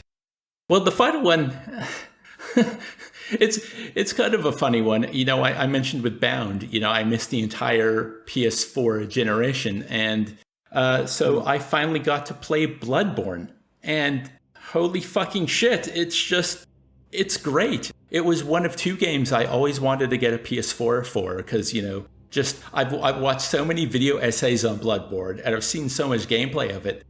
And, you know, I'm not exactly enamored with the whole Souls formula. So there was kind of this voice in my mind going, well, now that you finally are able to play it, I hope you actually enjoy it, Dave, or maybe you won't actually enjoy it. But I was really happy to find out that I just had a wonderful time. I hit roadblocks, and I got annoyed that I had to, you know, walk down that street and deal with all those, I guess, citizens so many times. But I was making progress. I was enjoying the exploration. I was enjoying getting used to the combat and what my limitations are. I was enjoying becoming a lot more aggressive. I guess because I'd watched so many video essays, or maybe it's been so long since I played a Souls game, I don't think I was handicapped by the need to want to be defensive and hide behind a shield. You know, that was a big thing when the game came out, that most players had to relearn how to play these types of games. But I guess it came more naturally to me, and I didn't get to a boss in my hour with the game. I think I got close. Yeah, I just thoroughly enjoyed it. I look forward to returning, and I hope the game can keep me engaged, even if it does start to get more fiendishly difficult once I start hitting those roadblocks. Excellent. I cannot wait. I do hope for us to play it on the podcast together, but I know that we gotta at least have Drew play Dark Souls, right? Because now she hasn't even played Demon Souls, so it's like we gotta get her into one before we do Bloodborne. You know what I'm saying? do want to try it. I do want to try another Souls game out. Be careful what you wish for. Anyway, that's great. Bloodborne is amazing. It's also one I really want to replay, much like Coder, where I was like, do I still love this? You know, I want to make sure, because I feel like I always have like my like topsters not open, but like every now and then like I check it and like, is this my like definitive ranking, you know, of all my top 50 games? Yes, it goes to 50. I'm like, well, let's move this here. I feel like I have Bloodborne too low, but I don't know if I want to see how much I love it again, if that makes sense. Yeah, So- no, it's always kind of fearful and exciting to revisit an old favorite because you are unsure whether it's going to hit you the same. I had a joke in my head. I won't even say it. You guys wouldn't laugh. So, Drew, did you have anything else? Yeah, I've got two more, and I'll just go through them pretty as quick as I can here. I played Psychonauts 2 this year. Oh, nice. I love the original, and so I'm moving close to my birthday because it's next week. So for my half birthday, I let myself splurge because I wasn't moving yet. So I got that, and I got several other games, and so I played through Psychonauts 2, and just incredibly, just as incredibly funny and creative and thoughtful as the original. And that even goes to, at the beginning of the game, they had a content warning, and I really loved the little blurb that they included at the end of all the stuff that they, list out. They say, ultimately, Psychonauts is a game about experiencing empathy, and so if you struggle with any of these things, just know that we are coming at it from that lens, is not to tear down or shock, but to show empathy ultimately. And yeah, that makes a lot of sense. I don't even want to spoil anything about it because it's just great. Like, if you love the original and you waited years for this one, and I know one of us was, because boy howdy, you want to know what I went over to do. There's a puzzle in the game where you can look at a bunch of brains in a jar that are named after backers of the game, and the names of all the backers are in the credits. So I saw our homeboy Dave twice in this game, which is very cool. You funded a really fucking awesome project, Dave. It's a great game. I would love to talk about both Psychonauts games at some point on this podcast because I just absolutely adore the writing in Sure. both of them. They're just incredible. Let's do that next. And then, let's actually, I think we're actually, in 6 months, we'll release our Psychonauts 1. Screw MGS, screw Mario. Yeah, maybe I will change my mind. I don't know. But, and then the other thing is, covers a whole collection of games. I've been playing through the entire Kingdom Hearts series as much as I'm willing to stand. In preparation for, after my Hi-Fi Rush video, I'm going to be working on a big review of Kingdom Hearts 2. A lot of people say that one is the overall best in the series, and I agree. I'm working through Kingdom Hearts 3, and that's the last one I need to play, because I played Kingdom Hearts 1 and Kingdom Hearts 2 several years ago, and then this year I watched the cutscene collections on the PS4 remaster, and I liked 358 over 2 days over 2, whatever the fuck it's called.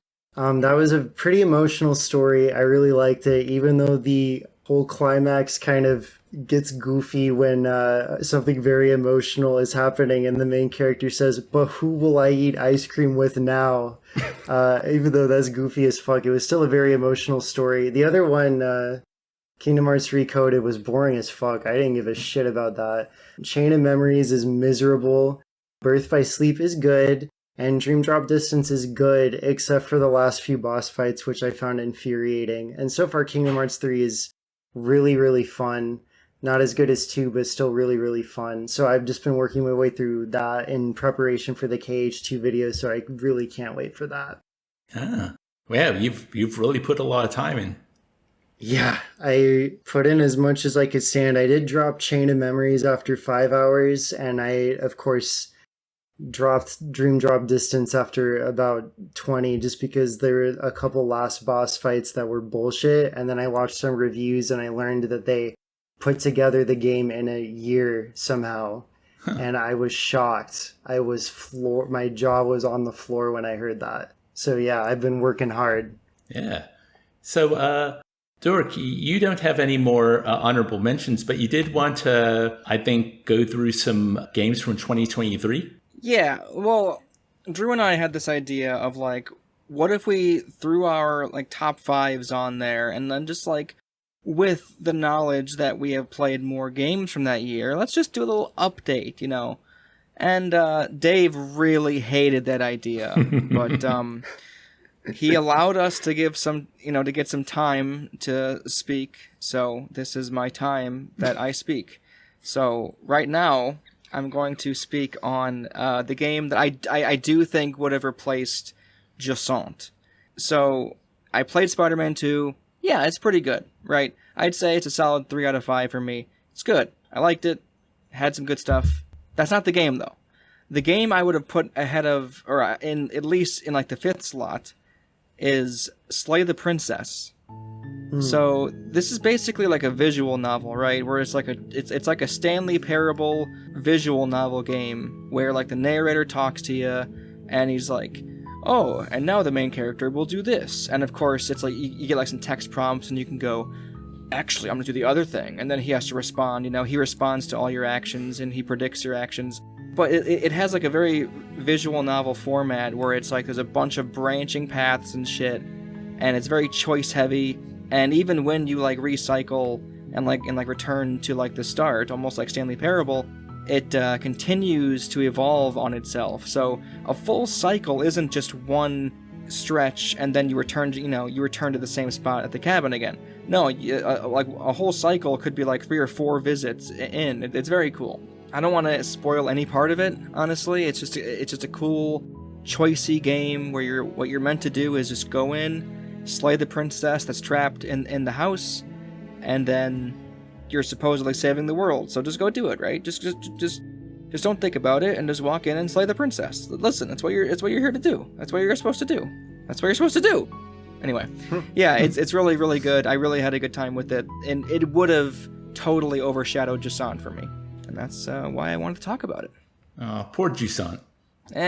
Who gives a fuck? It got slayed. Yeah, it'll live.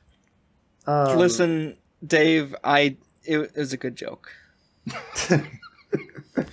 Okay, so Drew, you didn't have any reconfiguring of last year's list you wanted to talk about? Oh, no, I did. But it's a lot simpler because simply Hi-Fi Rush would straight up have been my game of the year if I had played it. And that would have obviously annihilated FF16. I probably, for the bit, I did funny. Number 4 on my list is Pikmin 4. Obviously, Pikmin 4 should have gone higher, obviously. But, yeah. Funny bit. It's funny. Oh, Dork. That's awesome. Thank you. You're in rare form tonight. Yeah. Yeah.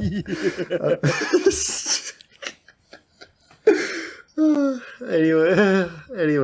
I can't think of any difference I'd want to make to my list because it's in the past, man. You gotta leave it there. You gotta move forward, man.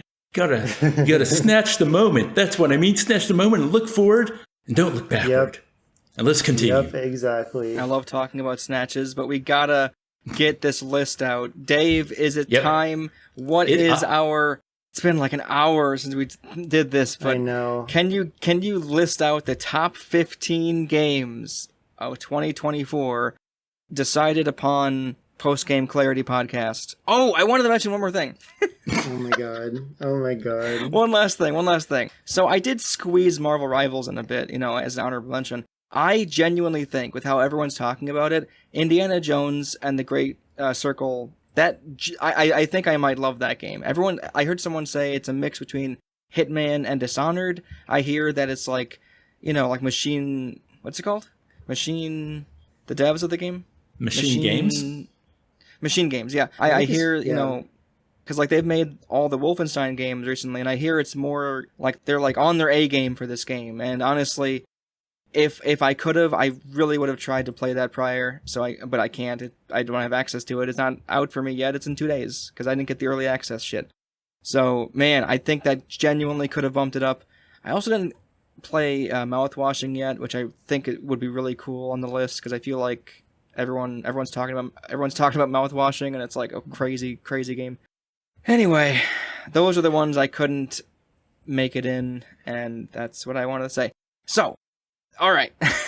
Yeah, it's that thing where even the Game Awards ignored December.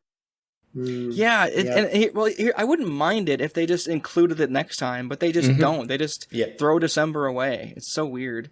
Especially because with how much praise this Indiana Jones game is getting. It's kind of nuts. And not always, but there have been a lot of years where like Nintendo will release something big in December. Yeah. Like as an example, I think there was one year where like a game, it's like Marvel's Midnight Suns? Yeah, I think that's what it was. It came out in December, right? And it's like, my guys, it's game fucking, it slays. It doesn't slay the Spire. No, it slays my princess, if you catch my drift. Fucking hell. Top 15 games of 2024. Okay. As told by Post Game Clarity, where after the game comes the list. At number 15, we have Pools. At number 14, Sonic X Shadow Generations. At number 13, Crow Country. At number 12, Another Crab's Treasure. Number 11, Banishers Ghosts of New Eden. Number 10, Dread Delusion. Number 9, Zelda Echoes of Wisdom. Number 8, Helldivers 2. Number 7, Nobody Wants to Die. Number 6, EDF 6. Oh, we got a number in the same spot. Wait a minute. That's freaking awesome. We did it. We weren't able to do it with Pikmin. We were one off last year, but hey, we got it with EDF this year. EDF. You can't win them all, but when you win big. Yeah. Number 5 is Hellcard.